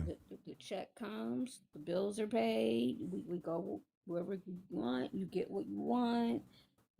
The kids are good. I come home on Fridays. I go to games on Saturdays. Like, Mm-hmm. he's like, I really thought I was being a parent. Like, I thought I was doing my job.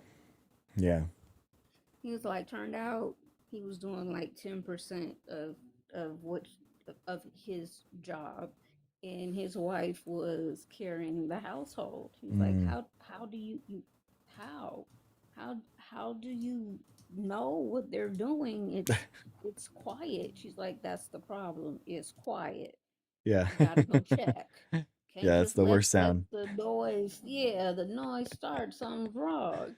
You know, the whole laundry thing, like him actually like doing dishes and then doing laundry. Like, why aren't you doing them together? Mm-hmm. Mm, that's a whole concept. Yeah. But he said he did when he had to go back to work, he programmed Alexa with his voice. Mm.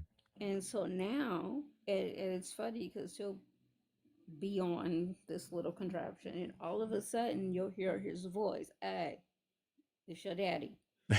Go clean up. I don't know, clean up something. You got something to clean up. Go clean up. That's Okay. funny. Like 10 minutes later, it comes back. Did you clean up yet? I'm coming home.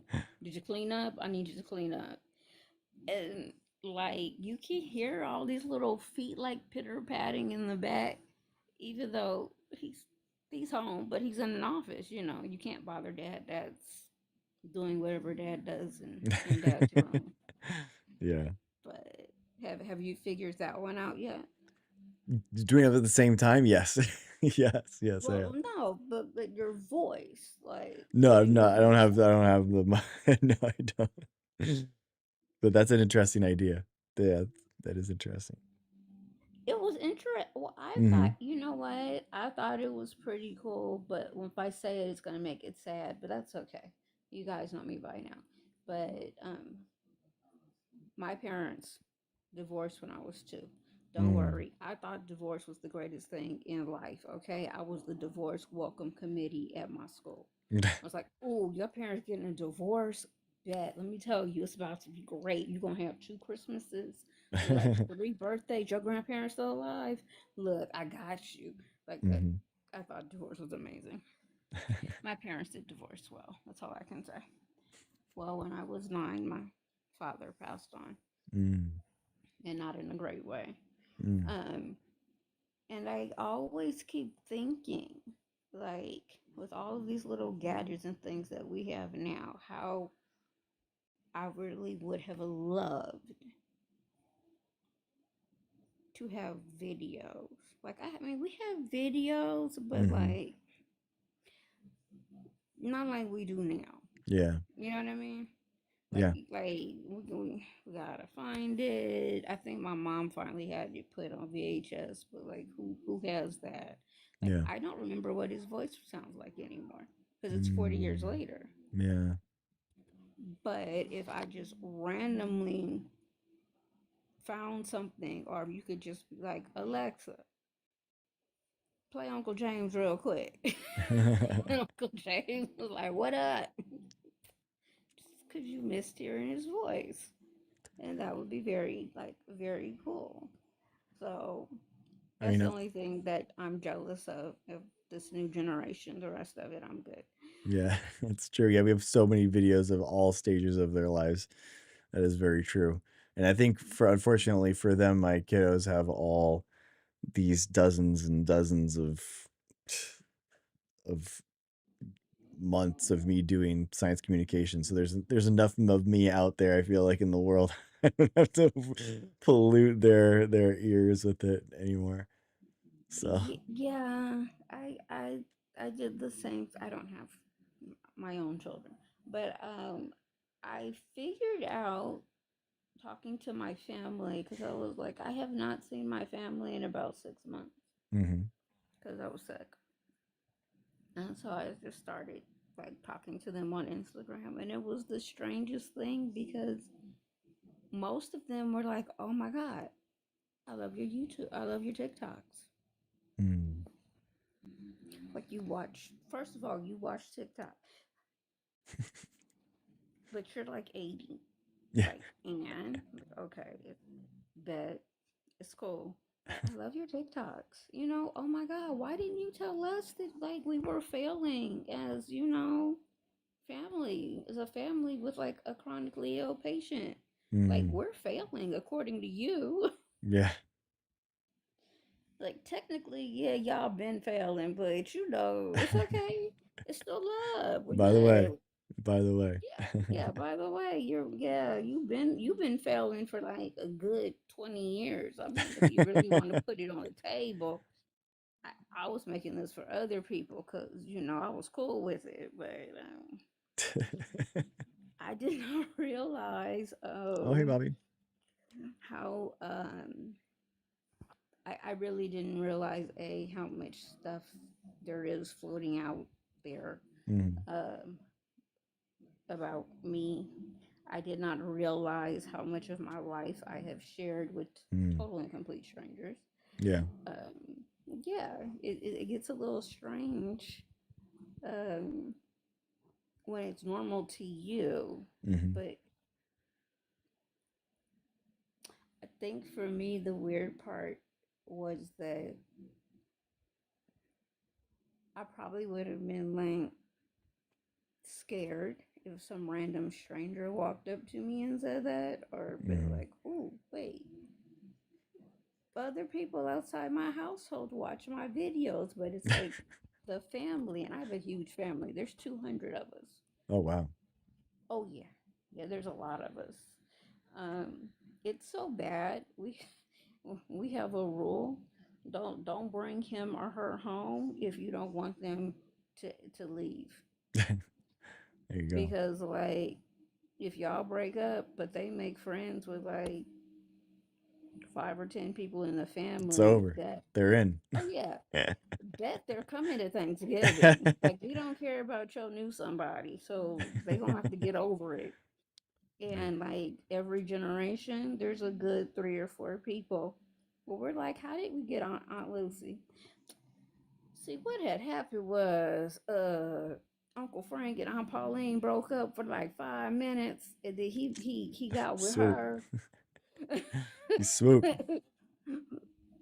And so, but she was so sweet and like so nice, and honestly, grandmama liked her better. Grandmama did like her better, so we just kept her around. But then when she finally got married, it was easier to have her at like Christmas and stuff. But yeah, that's how we got her. Like, oh, okay.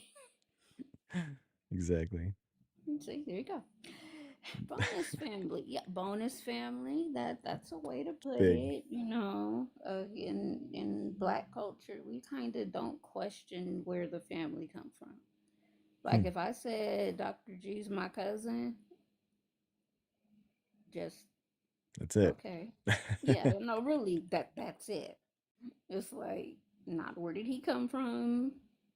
What part of the family? Nah, no, he's my cousin. Full stop.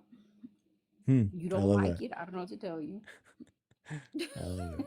If we keep going, yeah, he just is. So you kind of know people who are in the culture and who just are skin folk. It's a thing. It's a thing. That's awesome. Well, 5 minutes. I think I'm gonna head out. Thank you for coming up though. I appreciate you. That was always good to catch up with you and talk to you. I'm happy. I'm happy to see you. Well, thank you. It was very good to see you, and I am truly happy about your app. I think it's very cool. I think it's very cute. No, I won't use it, but I do like the idea of it, Okay, cool. and it's cool. Can I ask you though one Mhm. quick thing before everybody goes to bed or Yeah, yeah. pretends to? Um, so your kids have figured out that dad doesn't have a traditional job anymore, right? Yeah. Hmm. Yeah. Okay.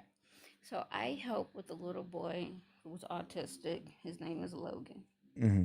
He's not that little. That he's 16 now. He's bigger than me. Oh God, that got scary real quick. Hmm. Anyway, one day, Logan's dad, Logan's dad says to his mom, "Hey babe, um, I'm so sorry. Like I'm a little bit overwhelmed. I'm running late right now. Could you do these things Yeah. for me?" And she's just like, "Yeah, babe, whatever." And Logan's like, "Dad, mom already does 35% more than you do. Oh man. And now you've added," and he looks at the list and he's like, "You've added 4 more things, two of which she has to drive for, but she already does 35% more of the things than you do. Like, I don't understand why you can't do what you're supposed to do." And he's like, "Logan, Uh-oh.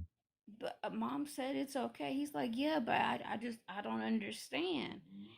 And he's like, "Well, how about this? I make 35% more money than mom does." He's like, "Yeah, but that's just because you found somebody dumber to pay you." It's good. Roasted. Like, and you still didn't answer my question. You found someone dumber to pay you for. Like, and I was Exactly. like, dang, that's what they mean by God is going to get you back when you have your own children. Love it. Anyway, go to bed. Good night, all. It All was right. good seeing you. Bye, 5 minutes. Good night, family. Bye. Bye. Yeah, guys, I've been doing jujitsu a ton. My the missus and I have been going. This is our third day in a row doing jujitsu in the morning, and I'm just exhausted. So, oh. But really, been doing a lot of like home body stuff, homework, working on the home, and jujitsu and applying for jobs. That's what I've been up to. Just like devoting and pouring myself into that, trying to get us into a spot. So, I'm gonna work on, um, nice, huh? Um, I, yeah, I think I'm gonna release it, public sometime this week. I'll work on it a little bit more, and then we'll just see. We'll just see how it goes, and then it's gonna require a AI subscription. So that's like, I mean, it's not gonna be a self-contained AI, you know. So anyway, I'll talk about it later. It's not that big of a deal. Anyway, scienceandfreedom.com. Safe, guys. That's the bigger one. Scienceandfreedom.com. Check it out. I need to start advertising Safe more. I'm gonna start making ads for it. So gonna start doing that. Thank you guys for being here. I appreciate you. Thanks for hanging out with the panel. Thank you for always checking out, and I'll see you soon. Bye. Bye everyone. Have a good night. See you.